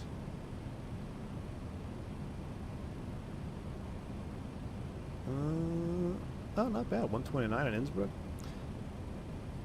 Go check him out. He's YouTube live. Well, he's taking off. Or he's taxiing the gate right now, so I think he's taxiing the gate. Alright. DC-6 never gets old. I know, dude. The DC-6 is a masterpiece. It's so much of a masterpiece, I don't like flying it on stream. I've never streamed it. It's too much work. But it's real life work. I think Classic Jet Simpod had it. Is either Classic Jet or Virtual Flight Diaries did a video on it not long ago. Man, we're just stuck in the soup. Are we going to be in the soup this whole flight, guys? I mean, I apologize for the whiteout on the screen. That's all we got. That's all we got. Sims, if I streamed it, I got you.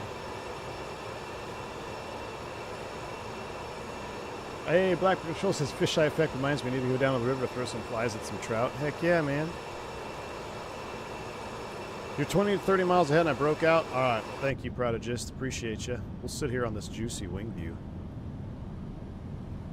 Alt F4 and stream VEC? No, stop that. Stop teasing me. Stop teasing me. I'm actually excited for this Quito flight. Oh, let me tell you how I never got to Quito. So a week ago, I was supposed to go down to Quito, Ecuador. First time in the 7-3. That was when I was really sick. So that didn't happen. Okay. Fast forward a few days. I'm on call again. I get a trip. Quito.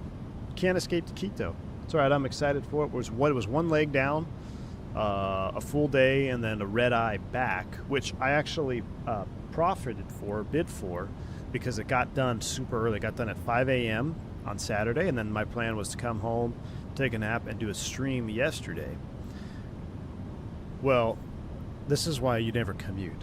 So I show up. My flight's supposed to leave at 8:50. I think let's call it 8:50 p.m. out of Miami, going down to Quito, Ecuador. All right, cool. I have plenty of options to commute out there. I'm going to commute out day of. I have three solid options. I get on my first option. It's a completely full flight, but I'm number one in the jump seat, so I'm in the jump seat up front. Get it? Cool. Mechanical issue with the pilot seat.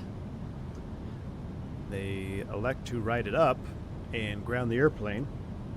We're looking at a 2-hour delay. I'm like, should I go to my second option? I'm looking at my second option commute, and as I'm looking at it, I get word that we're doing a plane swap from the broken airplane to a new airplane. I'm like, oh, well, okay, well, I'm going to stick with my first option. I've already got the seat. I'm locked in. My second option commute got 4 people ahead of me on the jump seat, so there's no way I'm going to get on. So I'm like, all right, I'm going to stick with my first option commute. Still got plenty of time. We plane swap. Get in the new plane. I'm sitting in the jump seat. We're ready to rock and roll. We're waiting on catering. 1 hour and 45 minutes goes by. Now my second option is gone. My third option goes to a different airport, goes to Fort Lauderdale. Then I got to Uber down. I'm looking at that and I'm like, man, by the time I get to Fort Lauderdale, then I got to drive or Uber down to Miami. I'm gonna be getting real close to being late. So I'm gonna stick with this option. We finally got our catering. It'll be close, but we're going right in. I should be totally fine. I send a message to my company. I send a message to the captain. Cool captain. I actually had already flown with them before. I said, hey man, I'm on this flight. I'm coming in. I might be a few minutes late, whatever. Cool. Company says cool. So I'm sitting there. We push back from the gate. We start taxiing out. Ding! Master caution as we get ready to literally we're departing 17 right, Kilo Echo Golf. We're about to make the right turn onto Echo Golf and be number 1 for takeoff. Ding, master caution, FMS GPS position disagree. Oh, great. Now, I've seen this message before, and I know it involves a lot of circuit breaker resets. I know it's fixable, I know it's deferrable, but I know it's probably going to take a minute. So we pull off the side. We're sitting there. They're doing their maintenance thing. We go through 3 or 4 circuit breaker resets. Doesn't happen. Now we're really late. Now I'm getting into missing my show time. So I text the captain like, hey man, it'd be cool if I message the company and let them know where I'm at. So and he's like, yeah, you gotta do whatever you gotta do, man. Break set. So I let the company know where I'm at. They're aware. They're like, all right, just keep coming this way. So I am. I mean, I can't go anywhere. I'm on the airplane, right? I can't just get off the airplane. Sitting there, they do their reset. Doesn't work. They have no GPS 2. That's what it comes down to in an Airbus. So GPS 2 is in op. So they elect to defer it, which they can do. It's quick deferral. Problem is, you got to wait for paperwork, right? So we sit there. That whole spiel took probably another 30 minutes, which, in perspective, is actually not bad to go through an ECAM, multiple resets, and a deferral, and get the new paperwork within about 30 minutes. That's actually pretty good. They got that all done. No issues. We're going. No GPS 2 needed. Make the right turn. Now we're at full length 17 right. What is it? Echo Fox, Echo Golf, Echo Lima. I can't remember which one it is. Whatever the full length one is now. We roll up. Literally number 1 at the hold short line. Ready to go. I'm looking at the flight time. Man, I'm going to get in about 15 minutes past my sign-in time, but it's still 45 minutes to departure time. Plenty of time. We're looking good. I got 45 minutes. Chef's kiss. I got plenty of time. We'll be good. We'll be good. Air traffic control is coming on. All departures eastbound, be advised we're going into a ground stop. All departures eastbound have been shut down due to weather. Update in 30 minutes. I'm like, are you freaking kidding me? So now they shut down all eastbound departures.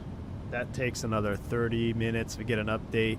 About 45 minutes after the first shutdown, they started letting us go. We blast off. I'm en route, late.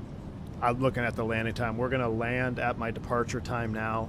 There's nothing I can do. I'm on the airplane. Like, there's nothing I can do. The company already knows where I'm at. So I land in, we land in Miami, and I'm thinking, man, I'm going to be running to the gate because I'm already past departure time. Maybe we'll just get out a few minutes late, but I'm here. So I land. I check my scheduling phone. Ding. You've been removed from flying with code commuter miss or whatever it is. Like, are you freaking kidding me? So now I just flew. I was on that jump seat for like almost 6 hours the whole time between both airplanes, taxi out. I mean, it was a 3-hour flight. So it was, I mean, I'm sitting in the jump seat, 6 hours to commute out there. I land. You've been removed from flying for a commuter miss. Finally, we're breaking out here in the clouds. Nice. So I call them up. I'm like, hey, I'm here. You got anything for me? They're like, no, we know we saw you were late or whatever, but so you have been pulled from the trip. You go back on call tomorrow. Great. So all that were, and I really wanted to do that trip. So now I'm in Miami. It's, and in the grand scheme of things, we got in. I would have been at the gate 20 minutes prior or post-departure time. So with all of that aircraft landed almost 4 hours late. I still, if they didn't remove me, I would have only been 20 minutes late. And I know the captain, I know he had it set up. So like I could have walked on, done a quick brief, and we could have pushed off the gate in 10 minutes. So it's just so frustrating to be so close, but they already removed. They put someone else on it. They actually left like 10 minutes early. So now I'm in Miami. It's 10 o'clock. There's a late night flight that goes back to Dallas. So now I hop on that, go all the way back to Dallas. This happens to be the one time that my wife dropped me off at the airport because she was going to pick me up Saturday morning. We were going to go to lunch. Nah. So I had to call the wife at 11 o'clock. I'm like, hey, you want to drive back down to the airport an hour and a half at 1 o'clock in the morning, pick me up? She's like, no, but I will, because she loves me. So she drove all the way back down to the airport, picked me up, got home at 2 a.m., 2:30 in the morning, all to be called for another trip on Saturday, yesterday, with an early report time. So then I had to commute out that same night. So I got in at 3 in the morning, 2:30 in the morning, whatever, slept in as much as I could, commute back out to Miami that night, sleep in the crash pad, wake up early, go do my turn. I went down to Punta Cana? I think I went Punta Cana. Did a Punta Cana flight. And then got back home at 7 p.m., 7 p.m. yesterday evening. Dude, I crashed out. I fell asleep yesterday at 8:30 in the evening. I actually fell asleep on my daughter's bed before they went to bed. I was in there getting ready for bedtime for them. I fell asleep on her bed. I didn't wake up till 8:30 this morning. So I got a full 12 hours like that. I've never felt better in my life. I was like, oh, thank you for the sleep. But that's just the life of a commuter.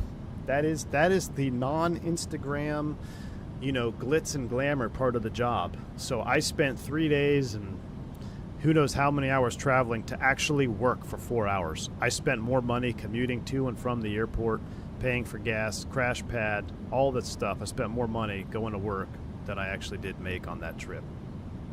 So it was, that's the non-glitz and glamour commuter life.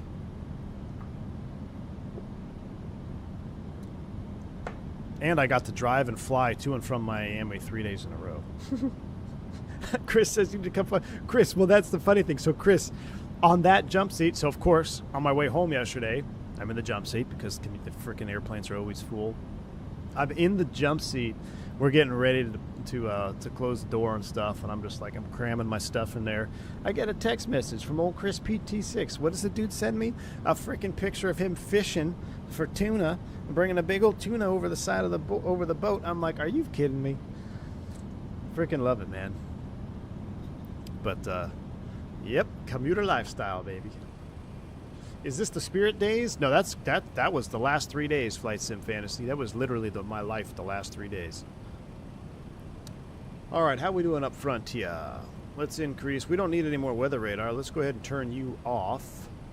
And let's put we'll leave you off for now. We'll have terrain up when we get down there, right? So weather radar is off. We'll turn you off for now. Terrain is on. It'll increase as we get down there. We need to change our approach charts. Yeah, I think I went to... Yeah, I don't even know where I went. I think it was Punta Cana, man. It was like the south side of some island in the islands. Pretty sure it's Punta Cana or Puerto Plata. I don't know. It was MD something. MD... Now I gotta look it up, dude, because now you got me curious. I don't know where I went.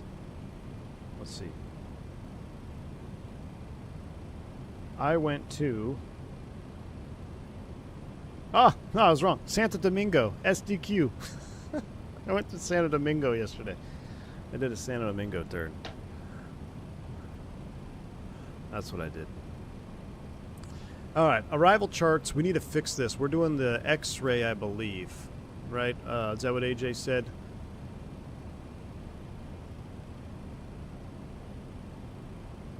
Zulu's... Where's the 3-6 X-ray? Yankee X-ray 3-6.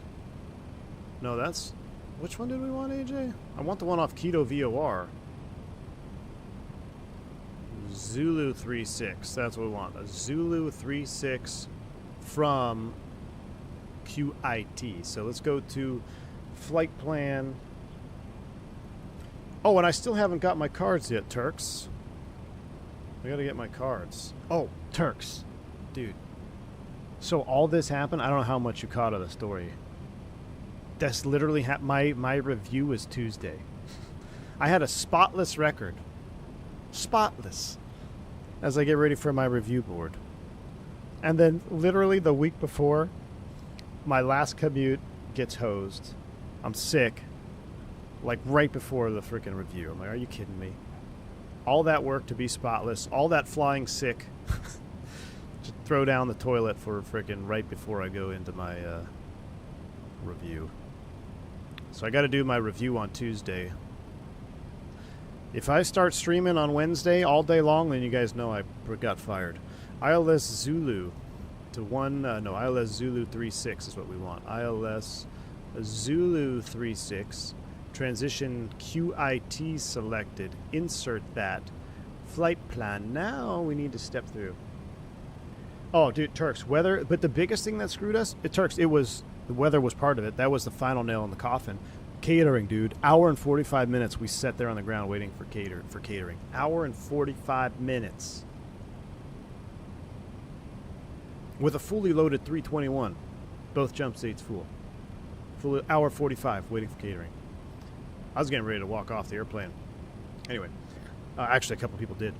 All right, plan, and now I need to figure out we're going to step through this here box.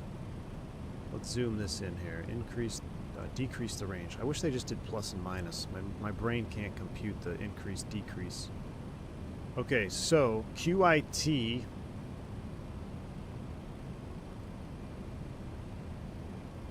Zoom you in. Decrease range. D2541. Go back. Okay, so there we go. Then that must be the mist. So we have some. This EFB is suboptimal here. It's like a weird angle. Can you rotate it? No. Okay. QIT. We got max speeds in here. Max 180. We want to cross over the VOR at flight level 180. This is at or above. I'm going to make this a hard altitude at flight level 180. Can I just make it at or below? Let's do that. At or below flight level 180. Check altitude constraint Quito. I know it's out or above, but I want to make it a hard 18.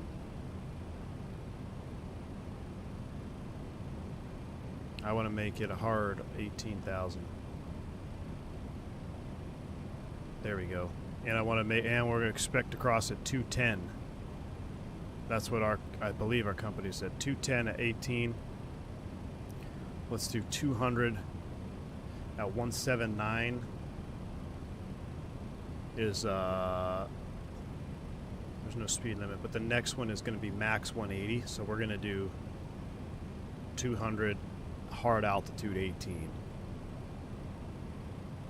So this is what I was reviewing. This is what is in our approximate. And then we're going to make this hard 180 at 14.2.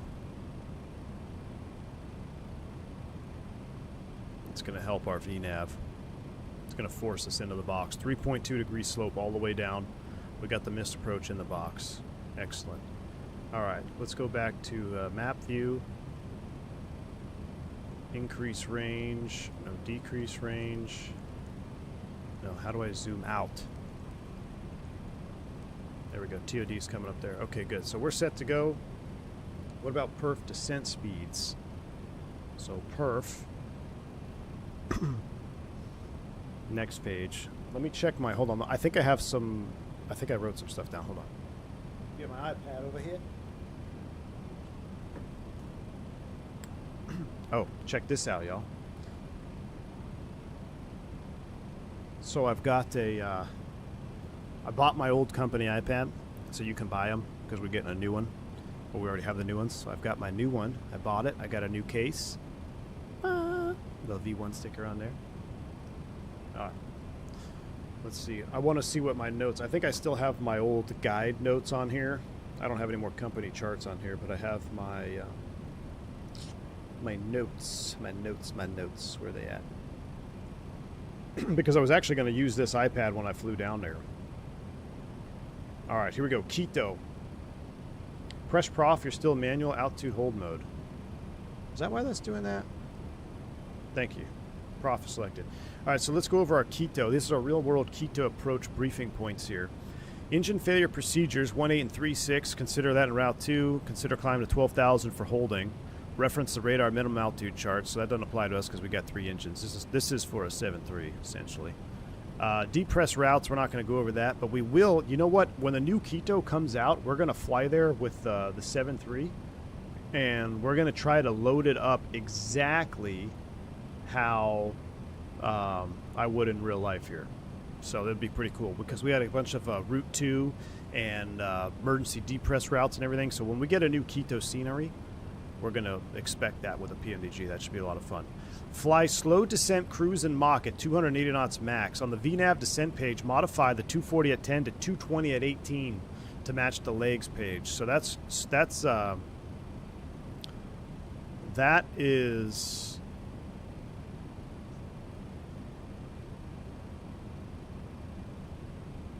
That is 7.3 speak, but where is our actual descent like? Is there a descent speed I can set in the box here? Perf cruise. Pre-selected descent. We're gonna do 7. Didn't give us a Mach, but I'll tell you what. Fly slow cruise Mach / 280. So let's do 7.7 and then 220 in the descent and the transition. Not allowed. Okay. 7.7, 220. No, I didn't want to put it there. I want to put it here. Yeah. That's what I want. Wait, the star means it's what you're doing. So I want... What am I doing now? No. Econ.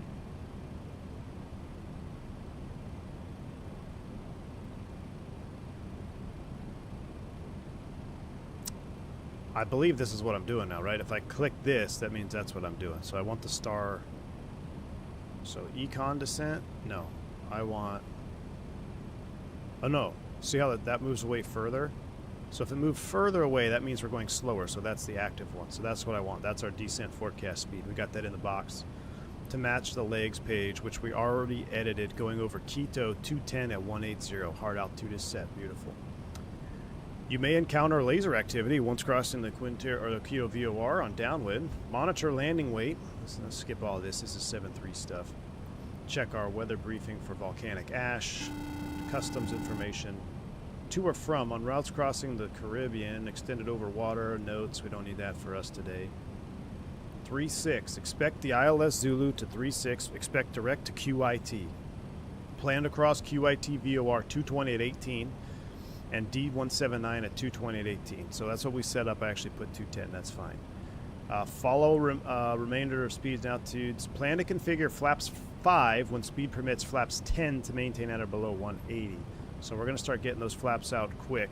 Now I believe for approach and landing after takeoff flow, we're going to set dial a flap to 15 for standardization, right? So 15 is set after takeoff. So when we get into the dial a flap, we're looking at flap 15 there.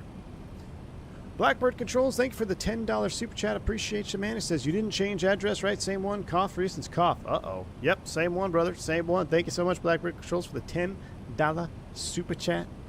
Have a great weekend. Go catch some fish for me, man, all right? Enjoy the rest of the weekend off. Thank you so much, Blackbird. Shout out Blackbird Controls. Without him, we wouldn't have 3 thrust levers, and I wouldn't like flying 3-engine airplanes, and you guys would be stuck watching 2-engine content all the time. So, thank you, Blackbird. All right, some more additional information. QSV VOR hard altitude at 10.5 will now VNAV put you in good position to capture the glide slope. So I have a note here. Let's see. It says, let me go back to the top. All right, Quito, QSV VOR or CI36. Where is that? CI36. Here we go. Make it a hard altitude at 10.5. This is what's in my box for 10,500. Make that hard, force it in the VNAV. Will allow it to put you in good position to capture the glide slope. Expect descent rates on final to be greater than 1,000 feet per minute due to possible tailwinds and a 3.2 degree glide slope, which we are aware about.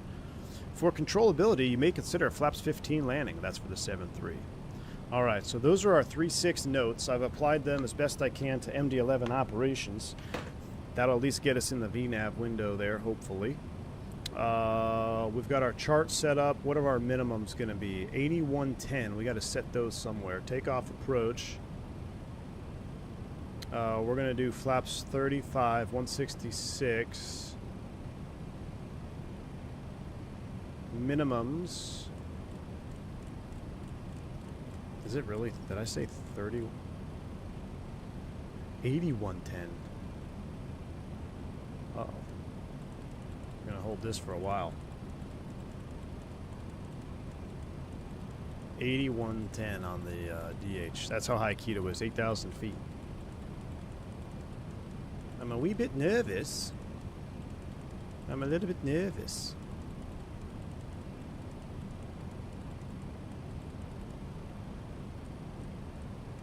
$81.10 is set.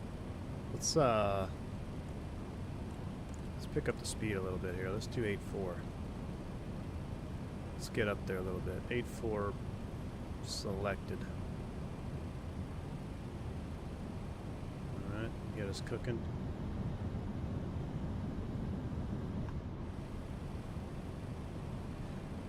We have switched to the ILS Zulu off of QIT. We have switched to the Zulu off QIT. TOD's coming up. Let's enjoy some outside time. If we can. There's not much to look at. Other than the bare metal, doing bare metal things. I feel like I'm an X-plane. Everything is gray. Well, that's actually kind of terrible. Let's just look at the wing view or something. Livery's goated, Nabil, isn't it? Might want to change the flap 50 since you're super heavy and because of the pressure altitude. We might have to. We'll keep the flap 50 standing by. I'm looking at it on my FMC. We might switch that up. Min clean 225. It'll be tight. Landing weight 477.5. We need to burn some gas. What was it? 471? What's our min landing weight? I also need to edit this particular video so you are able to switch to the next video. Go to my channel. There's us live. YouTube. I gotta fix this real quick.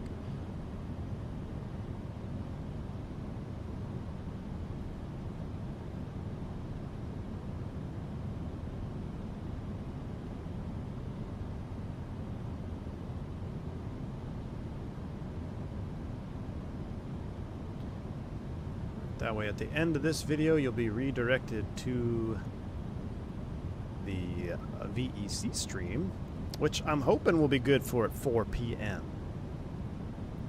We're gonna fly, I want to fly 2 legs in the VEC stream tonight. I want to fly a 10 flight and I also want to fly a Phenom flight. So we'll keep those in mind. You're gonna do some Top Cat perf? Thank you, MD-11 Flyer. Microsoft announces World Update 22 U.S. National Parks and Monuments. Ooh, releasing July 4th. Hell yeah. Red Bull Air Racing coming fall 26. Trailer featured a Goodyear blimp. Interesting. You know, I knew a blimp driver. He actually flew the Goodyear blimp. Alright, so we got National Parks and Monuments coming July 4th. Interesting. Reset Jet is in the house. What's up, man? He says, I've only been to Quito twice, but not a fan. I've got to take deep breaths occasionally in the hotel room, and the return leg is a red eye. Yeah, no bueno. Try to navigate around all those storms. I hear you, Reset Jet. That was actually my last trip. Was supposed to be a red eye back. But, indeed, my friend, indeed. I'm really excited. Who's making that new Quito? It's, someone had, I forget the name of it. I wonder how far along they are. Also, Falcon 50. We need to talk about this Falcon 50. I saw some screenshots from their Discord. Do we know anybody here that works for Contrail? Because I'd like to see if they're doing any internal testing. I would love to help them if they're still looking for people that need help. Falcon 50.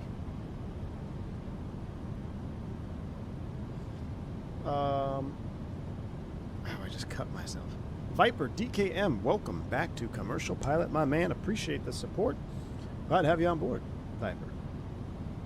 Dream Flight, that's who it is. Thank you. Dream Flight. Have to watch the Jet Card stream record tomorrow. Sim Exec Flyer, no worries, my man. The Dream Flight, Nabil, I got you. How's your base in-base seniority? Are you still commuting to reserve? I am right at the cusp of holding a line, like literally one guy away. I might actually hold a line, but I'm actually thinking for my bid in July, I don't want to hold a line because now that I have a little seniority on reserve, I can pass away my trips, or we have something that essentially lets you pass the function to the next junior guy. Nothing else matters except seniority on long call reserve. So if there's a junior guy and you want to pass and you're up to be called, you can pass it to the junior guy. Problem is, I'm a TQ guy, which means I'm terrain qualled, and the guys that aren't terrain qualled, I get stuck with all the TQ trips. So I don't know. I don't know what I'm gonna do. We'll see.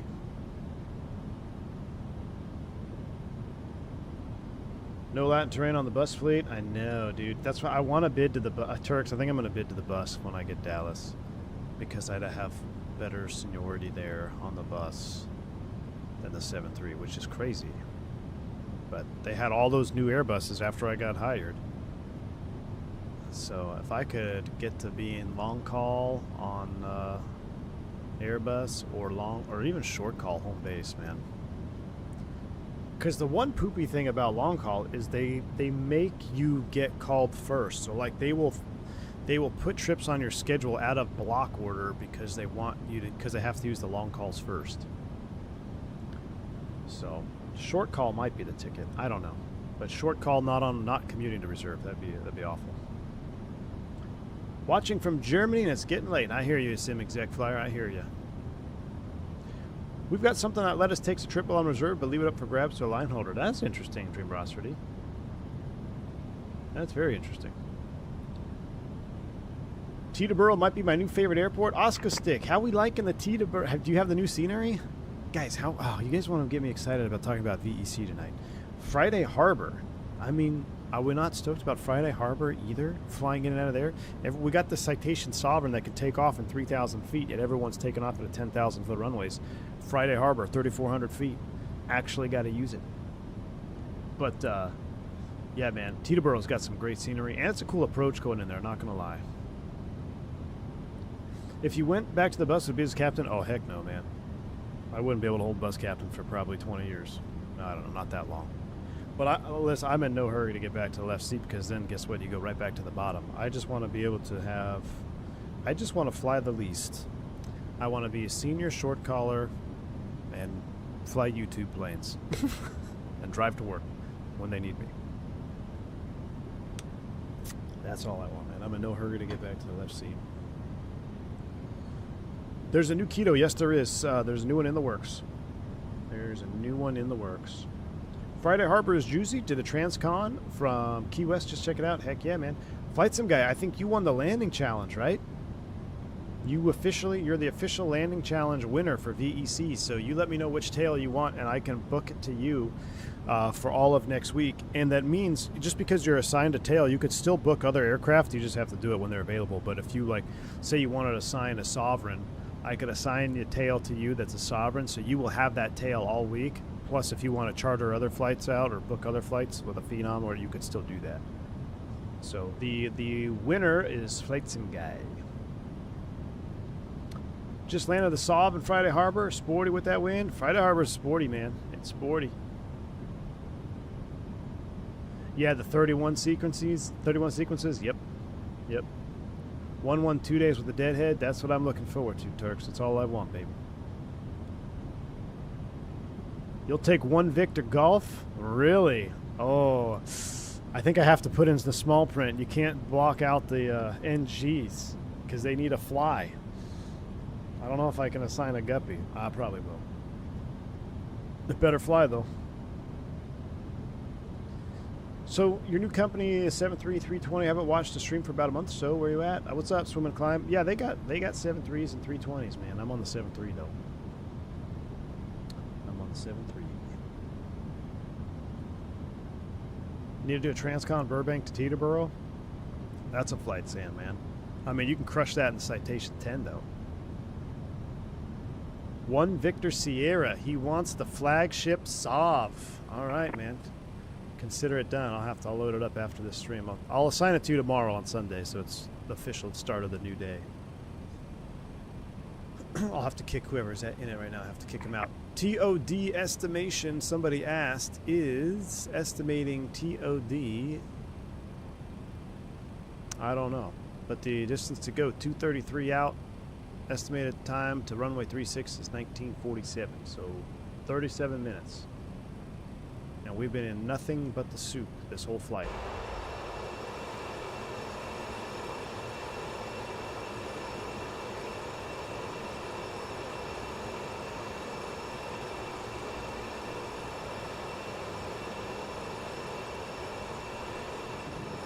I can still hear a thunder out there. TV's on the perf page. Makes perfect sense. I'll check it out. Thanks, man. Do we get a prize? Do we get a pizza party for our birthdays at DEC? Contact your union representatives. Contact your union representatives for your birthday prizes.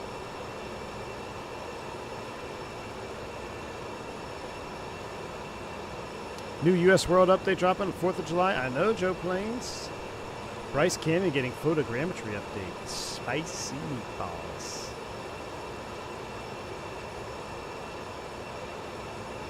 I love this bear. This is definitely an American. Old look, you can kind of see with the A. Or no, it just says American on the side, right?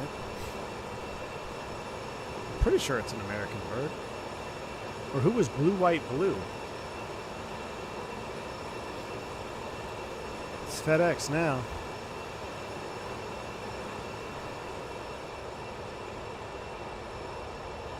.597 Fox Echo. I love the dirt on the tail. Look at that. I do love tri-jets, man. Could it have been an eastern bird? It could have been an eastern bird, actually. Oh, the MD-11 logo on the front. Yeah, that's MD-11 luxury liner. They scratched it out. It's definitely an American bird. Oh, look, this used to be red. It's like they painted over it. They definitely painted over it. See there, the red is underneath. So yeah, this is MD-11 luxury liner that got scraped out. So it is an AA bird. I'm trying to get a nice. Ooh, look at that. That's a cool shot. I need a new thumbnail, but we're just in the clouds the whole day. Did my new thumbnail update, by the way? I think I updated it, but I don't know if it updated when I was live. Yeah, that's exactly what it was during the paint removal. It is a juicy livery, isn't it? What a job by FS Capital, man. Sometimes I wish I could get these painters in chat so I could just tell them, be like, do you know how incredible this looks? You absolutely freaking crushed it, man. He's got an AA livery too. I'm gonna have to compare him. I think Whiskey's got an AA too. Whiskey's pretty good too.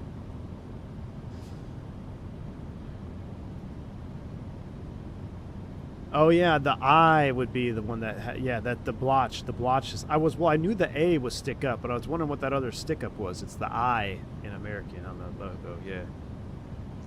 It was first delivered to American in March of 1993. Whew. We need a bare metal starship. Actually, I want to. So we've got 3 fleet types painted. The next fleet to be painted, I want to get a Learjet painted. The Whiskey doesn't have the Lear, so I was gonna buy him the Lear. But we only have 2 Learjets, so maybe we shouldn't do a custom Lear livery. Maybe we should do. I don't know what we should do. I want the Falcon 50. I want the Falcon 50 so bad because the Falcon 50 is going to be our next big boom of hiring. You know, right now I'm still throttling the size of the company because I know, 3 weeks from now, the Phenom is going to die down a little bit. It's already died down a little bit. The Sovereign will probably die down. And when the Falcon 50 drops, everyone's going to want to fly the Falcon. So I can't just continue to bloat the fleet with Sovereigns and Phenoms, and then when the 50 drops, buy a bunch of 50s. So I'm holding on to it, man. I'm holding on to it. You think they're going to wait till after Expo to release the Falcon 50? Probably, right? Since Expo's next weekend.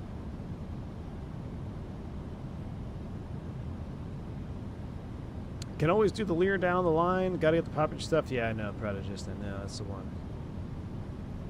You flew with American as registration. Oh, it flew with 1765 Bravo. Very cool. It'd be cool to have some special labor scattered throughout the fleet, kind of like the S3-way state planes. Yeah, Flight Sim guy, I hear you. Well, that's kind of the idea with the flagship one. I might throw the red Citation 10 in there as well. He did give me it was like the Louboutin Citation 10 with the red belly instead of the bare metal belly. I might throw that into the locker as well so you guys can fly that. Oh, I also have a fix to the dynamic registration on the Sovereign that got jacked up. I've got a fix for that. I'm going to see if I can fix it after this stream. Russ says the Falcon 50 is the only biz jet I've actually ridden on. Can't wait for that. Whoo, buddy, I can't wait either, Russ. Are there any videos of the Falcon 50 from Contrail yet? Are there any videos out? I know there's a few screenshots.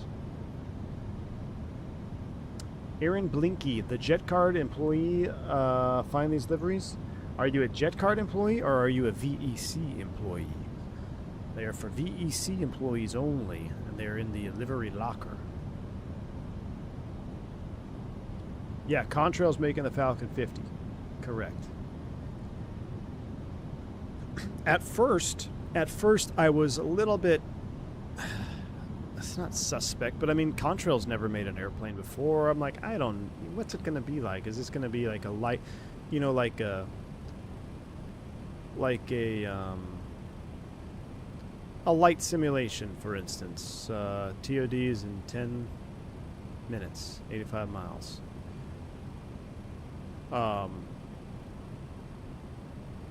Is that at 7.2 or what?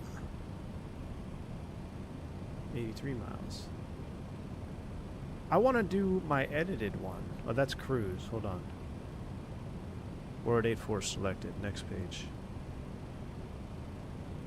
Which one am I doing? Am I doing econ or edit right now? Where does the star have to be? MD-11 flyer.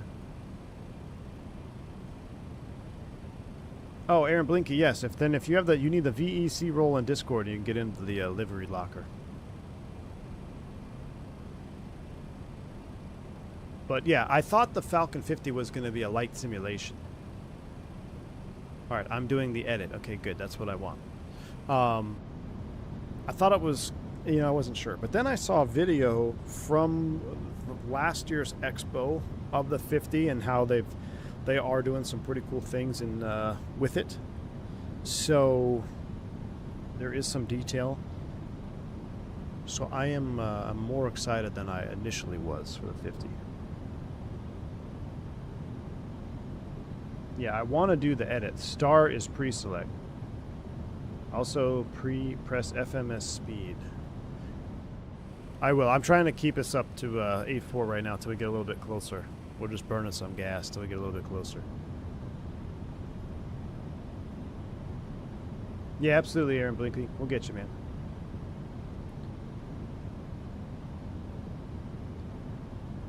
Search here for Contrail Falcon 50 deep dive.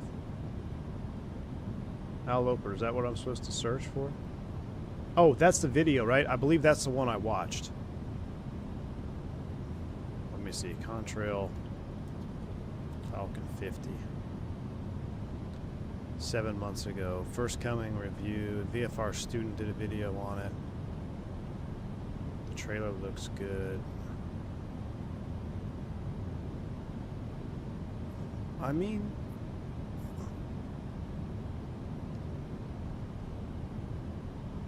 it looks pretty good. Hold on. Can we watch this trailer video? Is this... I don't know if this has copyright music. Let's watch this, then there's pretty much time for descent. Let's watch the Falcon 50. I haven't seen this yet. This is the Falcon 50 FS Weekend cinematic. I think that might be copyright music. Whoa, that was before the screens were licensed. Pretty decent cockpit. Not the best cockpit I've seen in my life. Not the worst in terms of textures. This is also old, right? But this is what I love here. I mean, I know we're talking about the G5000 and stuff, and I know they're great, avionics suite and all this stuff, but a part of me would be lying if I told you every time I load into the Phenom or Sovereign, I didn't get a little bit nauseous when I saw all that Garmin screen. All right? Just my personal preface. I don't like seeing Garmin's in the sim. But this is going to be sweet. Yeah, that's a Falcon screenshot. Look at that 50, baby. Look at that. Look at that. Look at that thing. That thing just screeches, just screams power. I don't like the G5 or with one. I hear you. Look at that slat extension. Yeah. I love the cockpit of the Falcon. Looks pretty sweet with all these pillars in there. Not the best for visibility, but I think it looks sweet.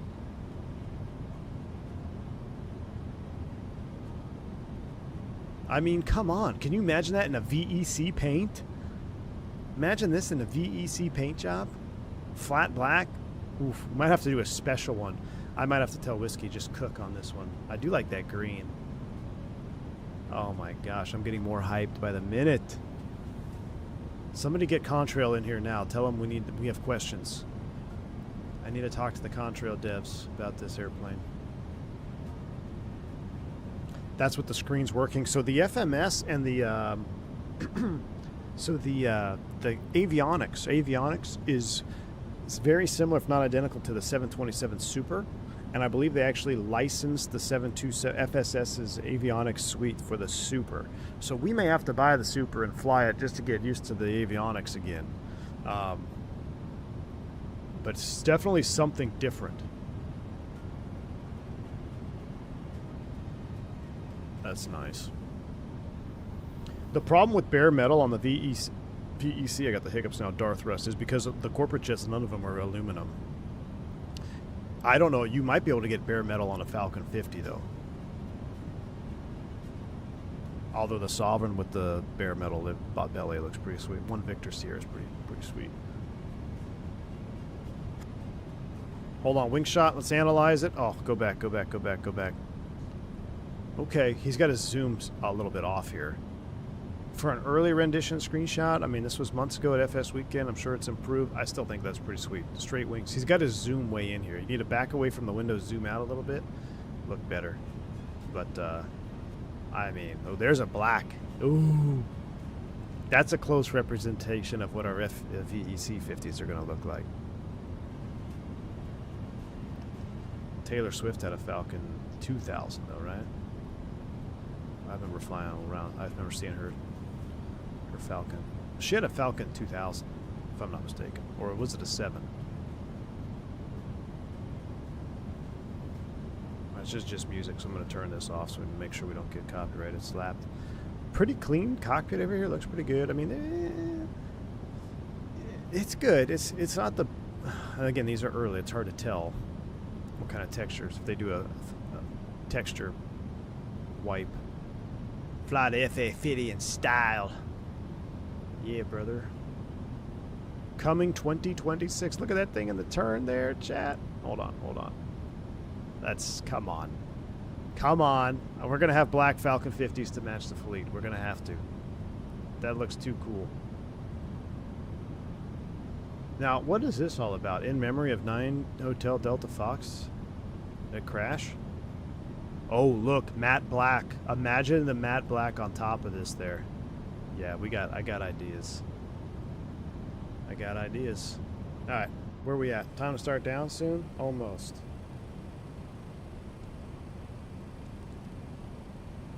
All right, we need to go FMS speed, and we need to set 18,000.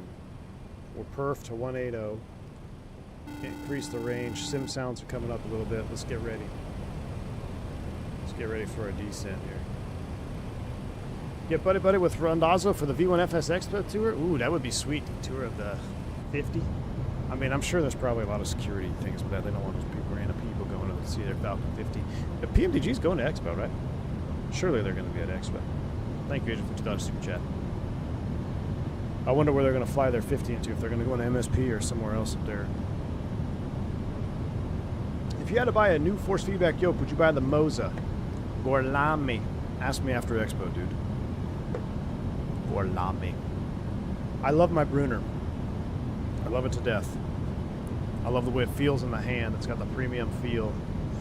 Last year when I felt the Moza, it felt a little bit plasticky. But I don't know, man. Ask me after Expo. I need to talk more to Expo. That registration crashed in 2025. Ooh, that's unfortunate. Do we know what happened? Nabil, PMDG is not going to Expo? PMDG is not going to be at Expo? That's depressing. Watch the touch and go of the Falcon 50 at Madeira. We'll save that for the VEC stream. Man, we are finally breaking out of the soup here. They're calling you? ATC's online. Nobody has called me. What freak? What freak, Oatmeal?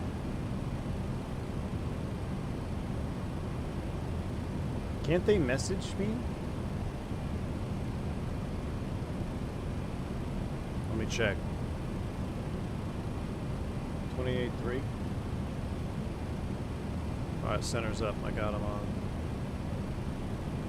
Tango Sierra 346, this is Guayaquil Center, over. Guayaquil Center, FedEx 357 Heavy, flight level 370. How to hear? Loud and clear. Hola. Dime.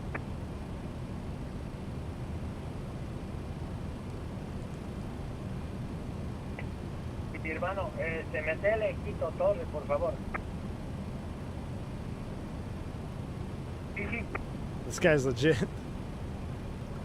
Guayaquil FedEx 357 Heavy, flight level 370. Request lower for descent. Okay, continue descent to 18,000. Continue descent, flight level 180, FedEx 357 Heavy. All right, so how do we go down? We need a prof. How do I go down? Vertical. Centro Aerogal 1633 establecido puerta 10. There we go. Vertical alert. Down we go.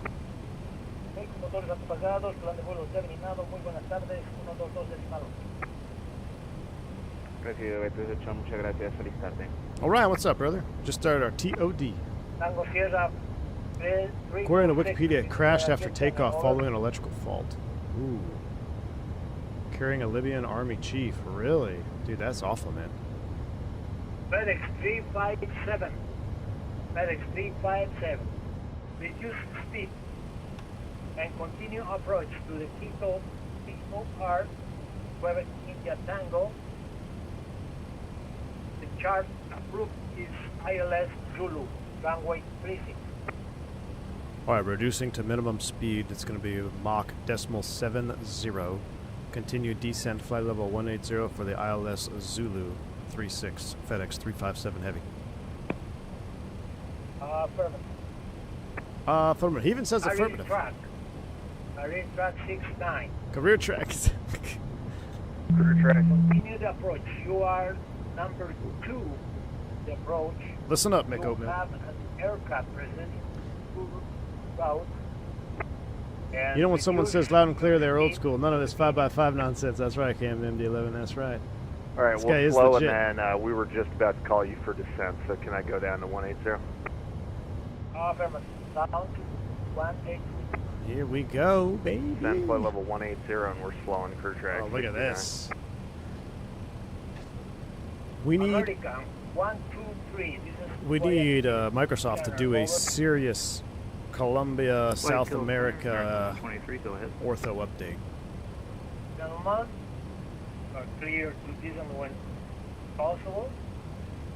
All right, down we go. Reporting wind 01010 knots, variable from 330 to 040, QNH 1025 millibar, 3028 and 30.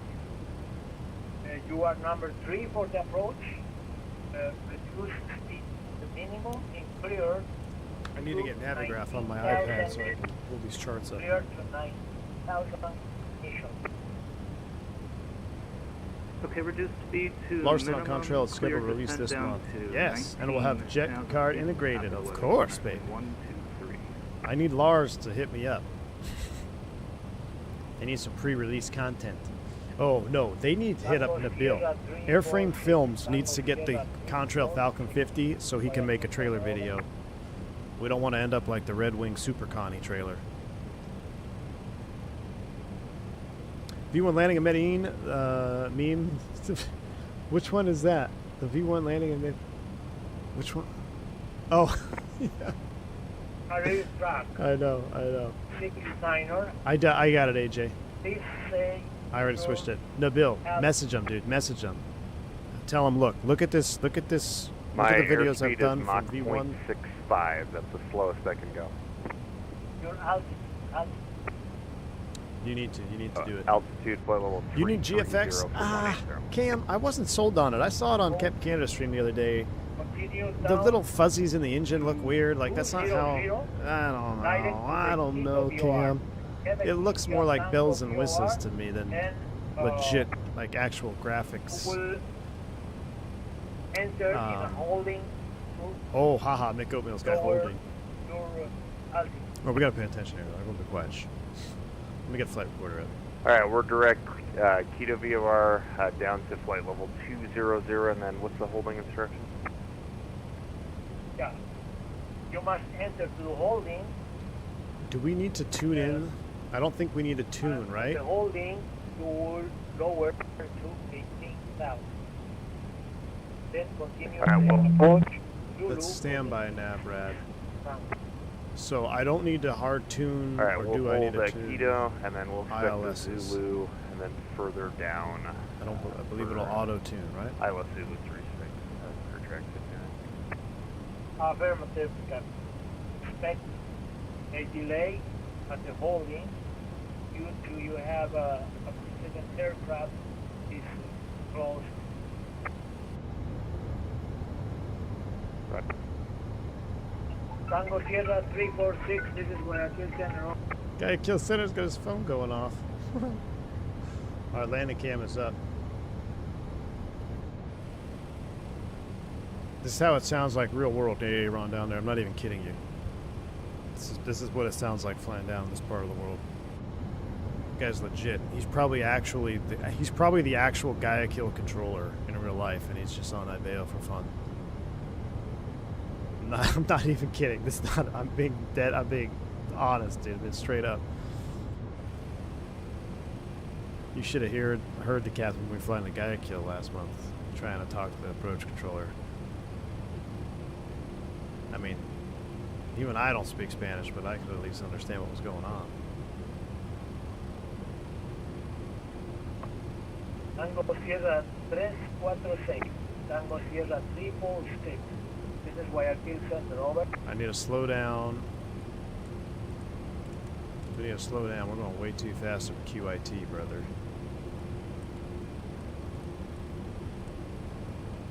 Speed brake. We're going way too fast. Sometimes you get your landing clearance, sometimes you don't. Contacts approach on 19.7. Right here.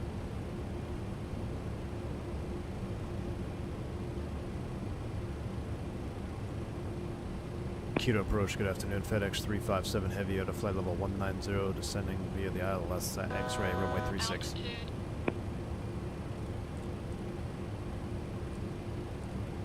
FedEx 357, Quito approach, good afternoon sir, on radar contact, now crossing 185, continue descend to 16,000 feet, expect ILS X-ray via Condococha VR.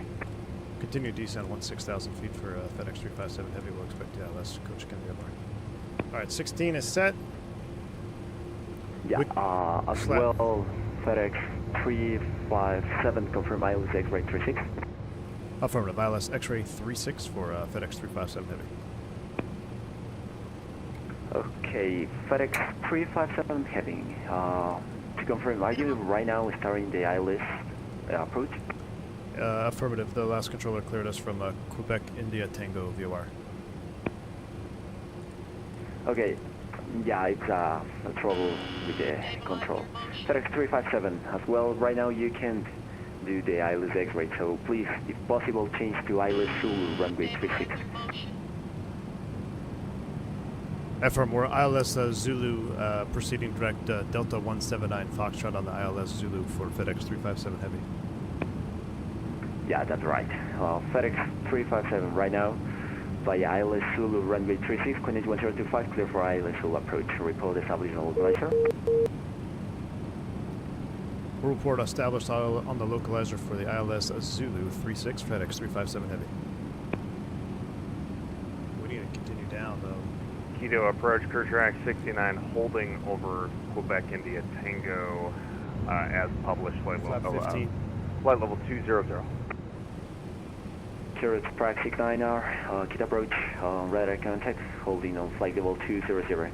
Hold over Quebec, India, Tango, waiting for instructions. They need to hold crew track 69. Approaching minimum. Cross Air 346, turn left heading 270. Expect ILS Zulu, runway 36 via Quebec India Tango. Left heading 270, expect ILS Zulu via Quebec India Tango, Air Transat 346. Why did our minimums go off at 8110? Oh, because it's not Barrow. There we go. Barrow. Oh my gosh. We're all jacked up now. What's 54? Could you track igniter? Please set your squawk code on 3133.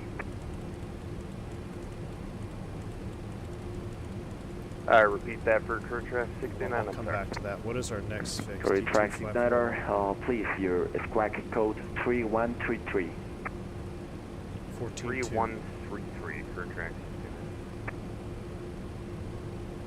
Land armed. And Quito approach, American 123. We're going to set 8100. Stabilize their motion. Currently direct. 8100 is set. American 123, please your squawk code 3124. Expect ILS Zulu approach runway 36 via Quebec India Tango. Continue descent to 18,000 feet. Hey, look at that, y'all. Continue. That's why you got to make this turn here. We need to continue to slow. Squawk 31. Say again, squawk.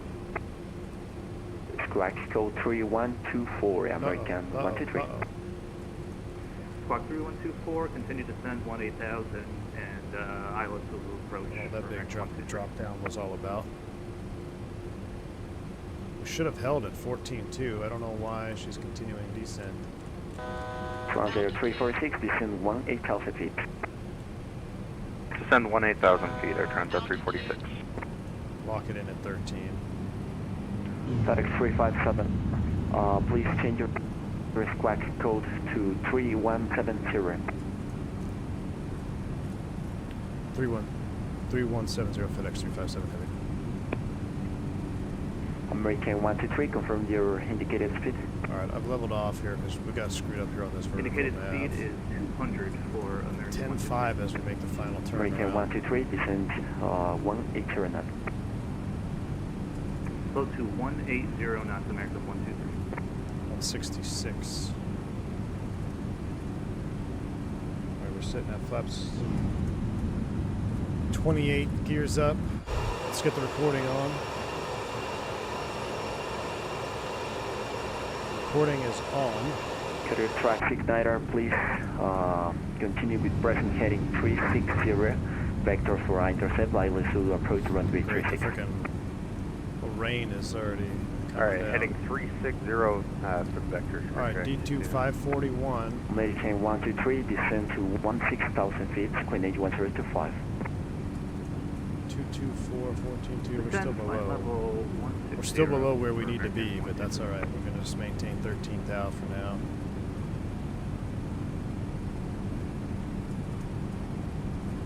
Transair 346, fly direct to Quebec, India Tango for ILS Zulu approach runway 36.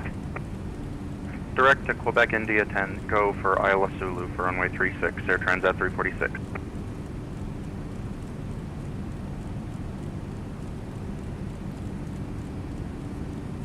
I had it set to the DH, that's why it went off.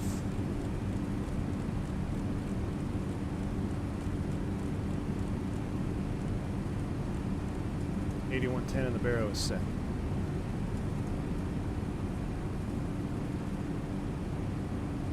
.10.5 for CI 36. Should be coming up here. We're at 224, 14.2, 14.2. We're fine. We'll just maintain our altitude right now.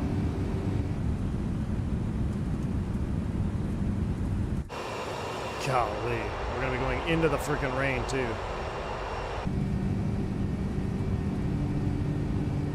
That looks so sick. Well, we're not getting a glide slope either yet. Hopefully as we turn around here. CI 36 is up there. And over there. Transair 346, confirm do you will find the ILS Zulu runway 36.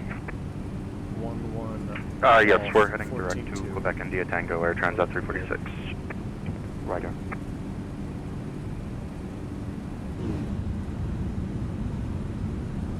Gosh, that wing looks incredible now. American 123, clear for ILS Zulu, approach runway 36, continue with your speed, coordinate 1025, report establish on localizer. Continue approach ILS. Alright, I gotta remember, nothing is bound. My trim isn't even bound. That's gonna be sus. It's gonna be very sus. American 123, continue with your only speed, please. Alright, proceeding now. Sorry, say again one more time for American CI 36 down to American 10.5. 123, continue with your only speed. Take your speed, please. Press stop. Take own airspeed, current airspeed 180, and reducing.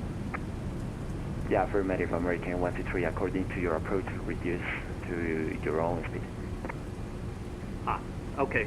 Slowing via the approach, and we'll report establish on the localizer. That's our missed. Career track igniter to left heading Straight out 270. 10-6, direct QNH VLR. It's in the box. Sweet. Left turn heading I got a feeling we're going to be going cruise based track on this. 69.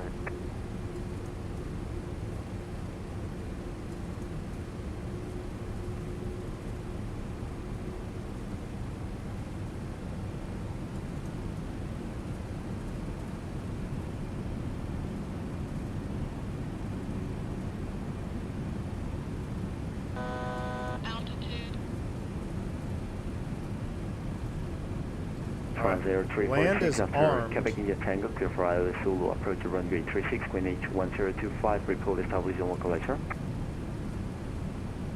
After Quebec India Tango cleared for the ILS Zulu, IQS. approach for runway 36. IQS, so it's Air transit for auto-tuned.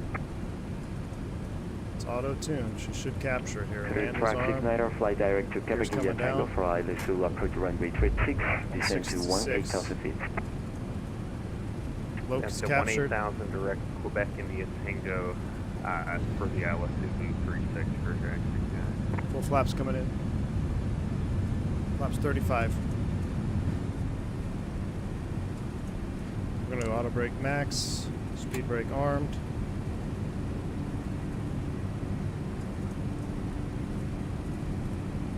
Locus captured. We're waiting for the glide slope. Glide slope is moving. We're on speed 166. Missed approach altitude is spin that up. Let's just set 18 for now. All right, here comes the glide slope.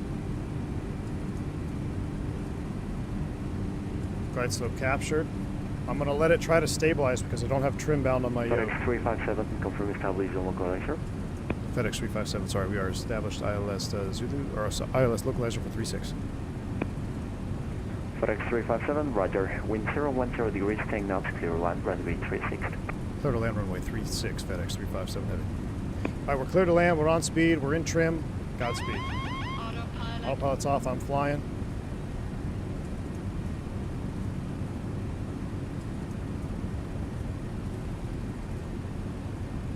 Give me my little FPA birdie just to help me out.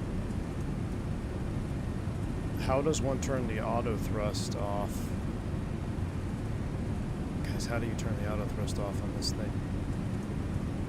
I don't know if I'm comfortable landing with the auto throttle on.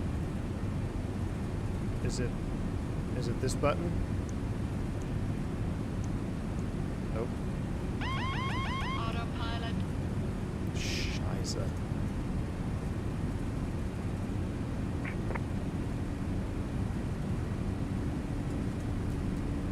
Alright, I got the thrust levers. Yep, I got it. This is so sketch. Oh my gosh. Look at this coming over the Gola here in Quito. A little bit high, a little bit slow. Power, power, power.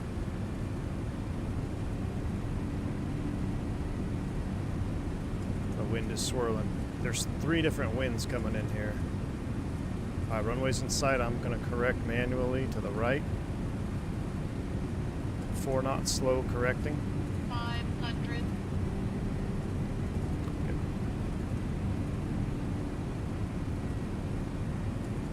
Looking good. We're on path.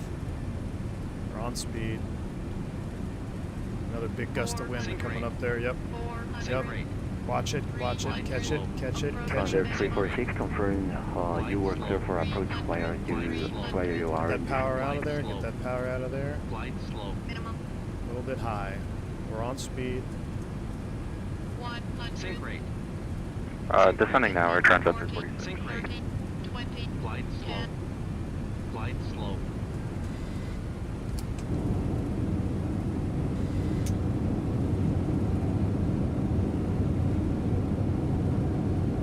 Manual brakes.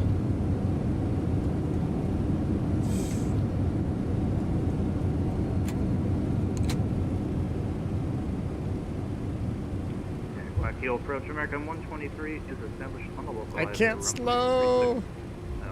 Can't make that turn. American Shoot. 123, roger, the Keep it report going. 5 miles. I can't make the turn. I out couldn't to stop. runway 36. Report 5 miles for American 123. Thought I could make that. Couldn't make it. Stow that. FedEx 357, welcome to Quito. Please vacate runway 36 via Alpha 3, then turn left, Alpha, Hotel Bravo, apron 82. Report NG shutdown. Alpha 3 Alpha Hotel Bravo, apron 82 for FedEx 357 Heavy. We'll call you on shutdown. Slow it down, slow it down, slow it down.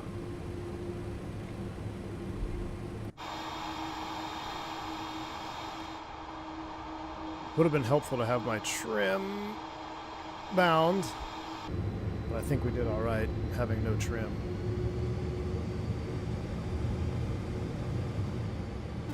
Whew. Let's clean it up. Forgot the Flare Award winner of the week? Nah, dude. I think we flared all right. We could have flared better, but it's freaking MD-11, dude. In Quito. Freaking 8,000 foot. Kilo approach American 123, 5 Max miles, landing weight. runway 36. American 123, roger. Alright, reporting a Wind stop. 010 Let's clean degrees, it up. taking off That was a clear line, sweaty runway one 36. there, Chad. That was a sweaty one Clear away, there. runway 36, American 123. Clear track 69er, clear for ILS full approach runway 36 via Cavaglia Tango, Quinage 1025, report establishment local answer. Cleared ILS Zulu 36, 1025, and then we'll report established clear track 69.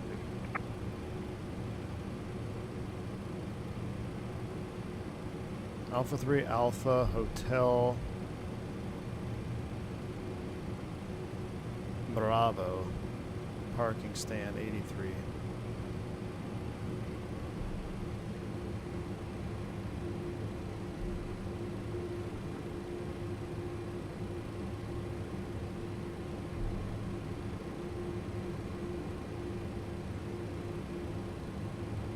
Not on that one.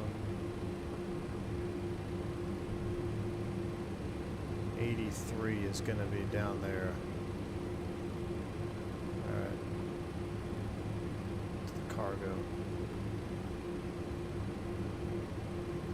Hotel Bravo is what we're looking for. Where we at? This is Juliet. Go ahead and disarm you.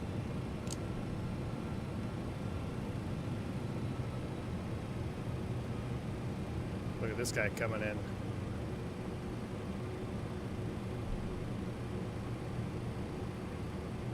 That is a heck of a gusty wind there. It's boxes, exactly. Boxes don't bitch, baby. Gosh, I really wish my force feedback was working, though. That's unfortunate. I'm not used to flying with a dead yoke. Dead fish yoke, you know? That actually looked pretty decent. 777 though, that's cheating. Alright, I believe this is Hotel, and then we'll go to Bravo, which is here. Hotel Bravo, and then spot 83.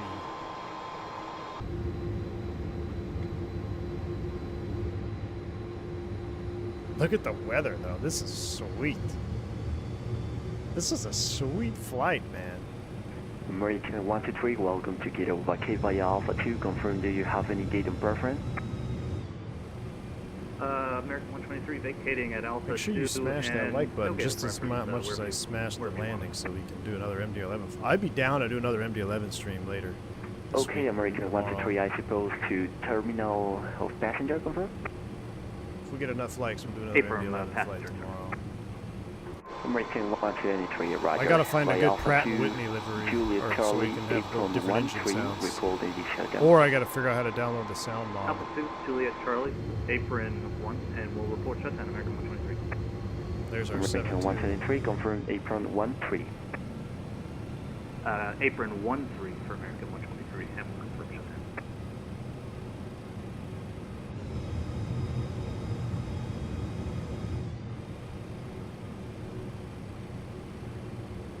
Eight, 3, here we go. Or maybe we'll have to do an L1011 out of here. L1011 takeoff, we'll tri-jet back to back, or we have a good L1011 livery we can take off out of here. Oh, sound mod is drag and drop now? Oh. I'll put a poll for the members to vote on. MD-11 with sound mod or L10? Air Transfer 346, confirm on localizer 36. Air Transat 346 is on the localizer for runway 336. Roger, thank you. Air Transfer 346, wind 010 degrees, 10 knots, clear land, So runway cool. 36. Clear to land runway 36, Air Transat 346. Alright, let's get straight. Ah! Way early on the ERP there, AJ.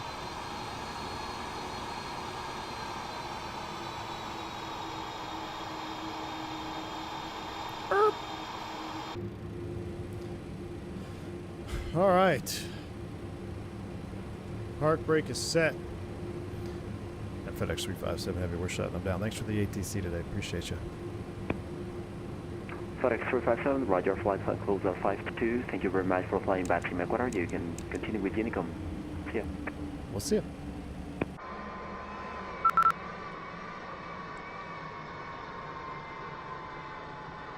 Yeah, shutdowns are mid. Yeah, we got to try the sound pack in this thing. All right, over to Unicom. We'll disconnect. Wait, is there anybody on final actually still? I kind of want to see if that we got everybody in here except I think there's that Lear. Oh, actually, L10 is on final, but I don't have the I got to update my model matching. I have to update my model matching for the next stream. There's an L10, which is going to appear as an MD-11, and I think a Lear behind us. Prodigy's on final. Let's see how he does in Quito here. Then we'll watch the replay. And time now is, oh, perfect. 3 o'clock. We got an hour to go till our VEC stream. And Quito approach American 123, engine shutdown at stand 11. American 123, roger. Flight plan closed at 53 minutes. Thank you very much for flying Bao Ecuador. Frequency change approved. Thank you very much for flying here. Frequency change approved, and really appreciate the ATC services today. Muy buenas tardes, senor. There we go. There's our that sounds like a VEC pilot on the radio. That's the other thing. If I ever hear a VEC member having disrespect on the radio or any other channel, you will be automatically terminated from VEC. We got to represent. Got to represent the prestige. My wife just went through the coffee line without me. I'm going to need another coffee for this evening. Let's see.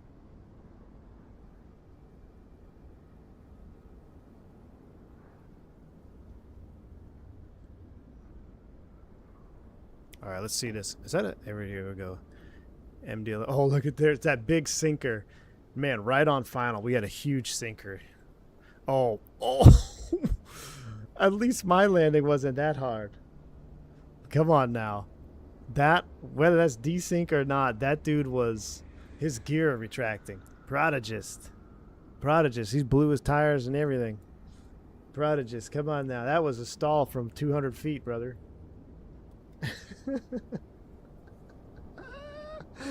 But Flight Sim Guy, did you get that sinker? So that's another thing in our notes. It talks about how there's multiple winds coming into to Quito. There's actually 3 separate winds. You got the wind out there on the turn when you make that turn to final. You've got a wind at like 500 feet above, and as you go over that goalie and come over the other side, you're going to get a big headwind. You're going to get a tailwind, and then eventually you have the touchdown winds. So it talks about how there's multiple wind layers. By Alpha 3. And that sinker is real life. That sinker is real life. No stall, wasn't pretty though. This is probably Thank just... you, vacate Alpha 3, onto turn left on Alpha, and no, we don't have a gated preference. Oh, right on, man. Transfer 346, roger. Confirm the cargo apron. We got a career track. Say again for Transat 346. The guy that got... Transfer 346, confirm cargo apron. Guy that got stuck in the hold. Here he comes. Learjet's coming in. Passenger apron there. I got a sinker in the 7.2 near full power to maintain speed. I know, same. That's how I felt crazy flying. I rammed him up. And I've got those glide slope warnings, but I thought we were pretty much there. We'll see. Via Alpha Juliet Charlie to apron 12, Air Transat 346.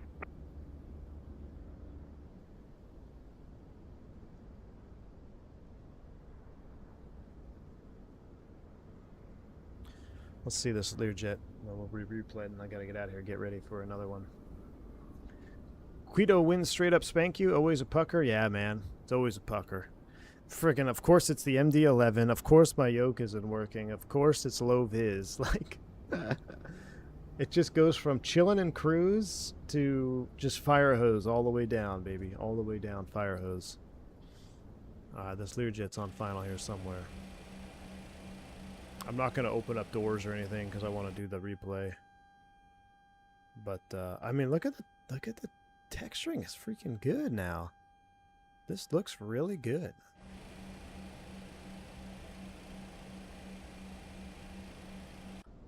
All right, career track 69. Where you at? He is joining the loc now. I want to see this Learjet stall it out on final.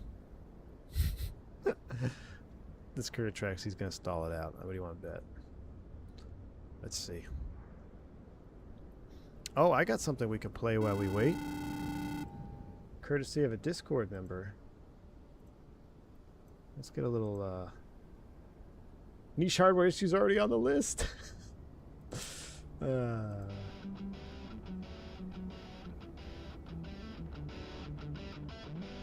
crew track 69 established ILS. Oh, there goes my Windwing FMC. Snyder, roger. Report 5 miles inbound runway 36. We'll call you on 5 mile final crew track 69.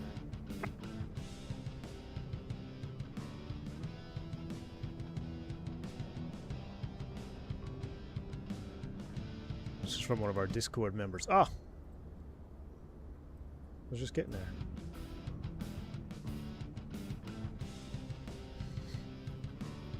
Wishing the best for you fellow simmers. Thank you, Jesse. Alright, career track.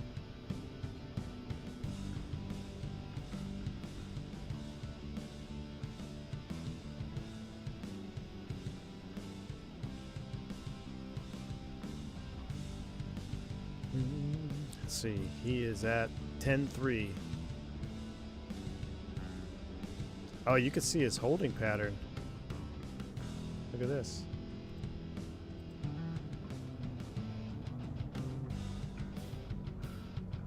So he came in, he was behind us. He had to do a turn in the hold. And now he's on final. Pretty cool. Crew track 69, 5 mile final 36. He's 5 out. Let's see ours. Where's ours? Track 69, roger. Wind 010 degrees, 10 knots, flight level 330240, clear land, runway 36. There's our approach path. Land runway 36, crew track 69. That's pretty cool. Bang on. Bang on, baby. Alright. He's closing in.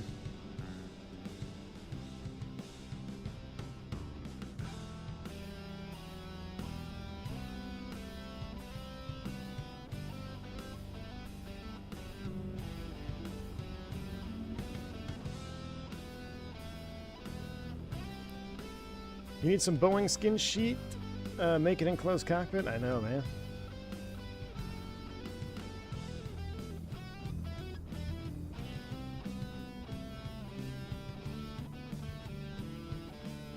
This is pretty good. This is from Tij the Menace on Discord.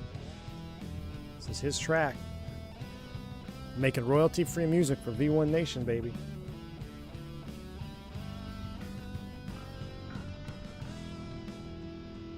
Oh, I see a landing light. I see a landing light. Here we go. Oh, he's in the sinker. Oh, look, look, look, look, look, look, look, look. Oh. He's powering out of it. He's all over the place. You're too loose, Cougar. You're too loose. You're too loose, Cougar.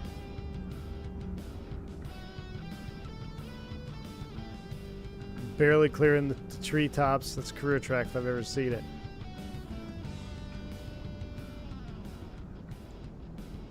There we go. There we go. There we go. There we go. Nice. He saved it. He definitely saved it. All right, let's leave our camera here. Let's watch our replay. It was an honor flying with everybody. Appreciate you flying. I'm going to go ahead and disconnect from the network. Disconnect from there. Replay. I don't know what's going to happen with our engines, if they're going to work or not, but let's just turn them on and let's just see what happens. All right, let's go replay on. Let's pause it, run it forward, right about yonder, resume, put the flaps out. Let's see. That was a great recovery there, Dougal, wasn't it? I think right in here somewhere we'll have our sinker. I don't know how the engines respond in replay. Look at that view. Gosh, we should have brought the L10 in here. That would have been sweet. Would have had condensation on the wings and everything. Let's see how the engines move. The engines appear to be... One bound. Maybe starting? I don't know.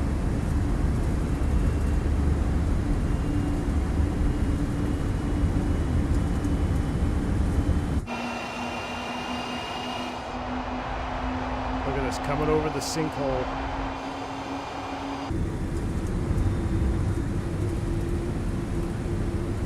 Look at that view right there. Welcome to Quito. We just got in time.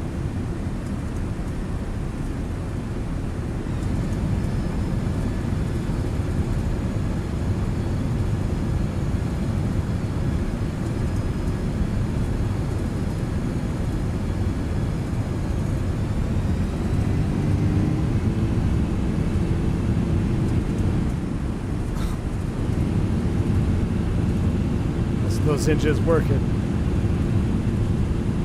right here. Oh, we're sinking.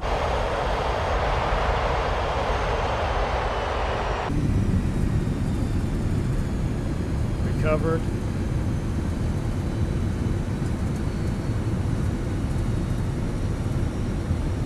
Let's see what the spoilers do in replay. I'll manually deploy them.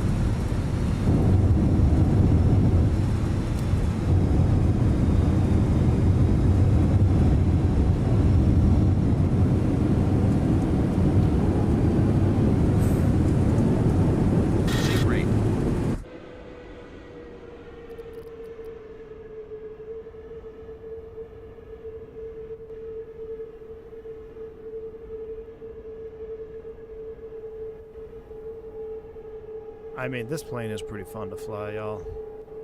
What an update. Whatever they've done over the last 6 months, they've done a good job. Uh-oh. Uh-oh. Oh.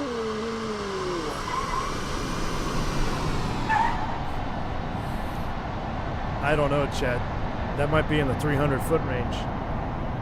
We'll have to hold on. Let's do a touchdown. Let me reset you. Hold on. Too loud. Let me mute this. Let me reset you. I don't know if we got a little bit of a save here or not. Let's see. I really don't know. It looked like this is all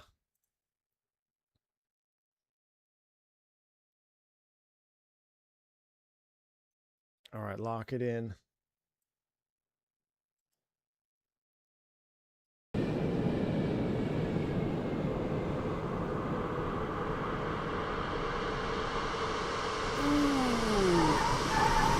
Double hopper. Welcome to Quito. Sync rate. Dougal view here.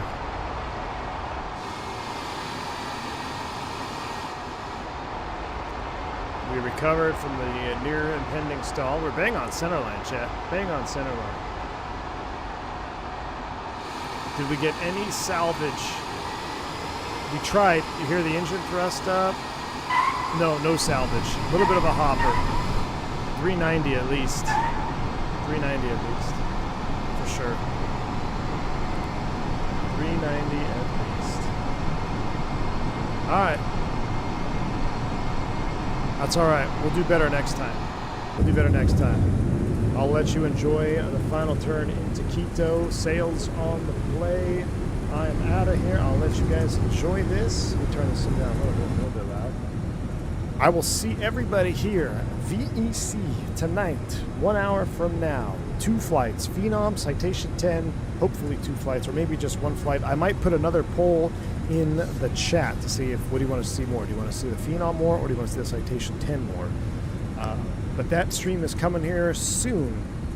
So, hit the like button for me on the way out. I'm going to see if I can get the sound pack installed. We got to fly this airplane again. I'm L1011, MD-11. I'm back on that tri-holder, Rich. I really want to take this out of here with a good sound pack. Maybe we go from here to Bogota, shorter flight. All right. Enjoy the replay. Thanks for hanging out. Thank you for the super chats, bank angle checks, the gifted subs. Appreciate the love. You guys are an awesome audience as always. That's why I do this, because you guys are just so awesome. So I will see you later this evening.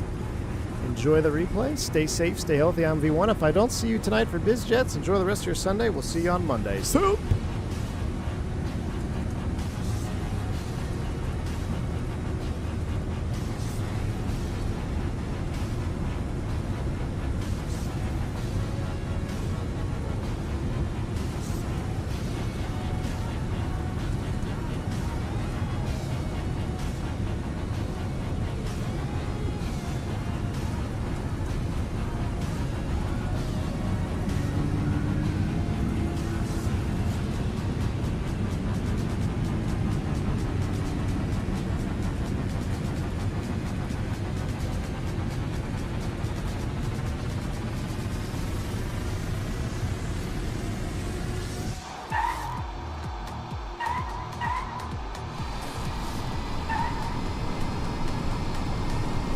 Bang on center line, chat. Bang on center line.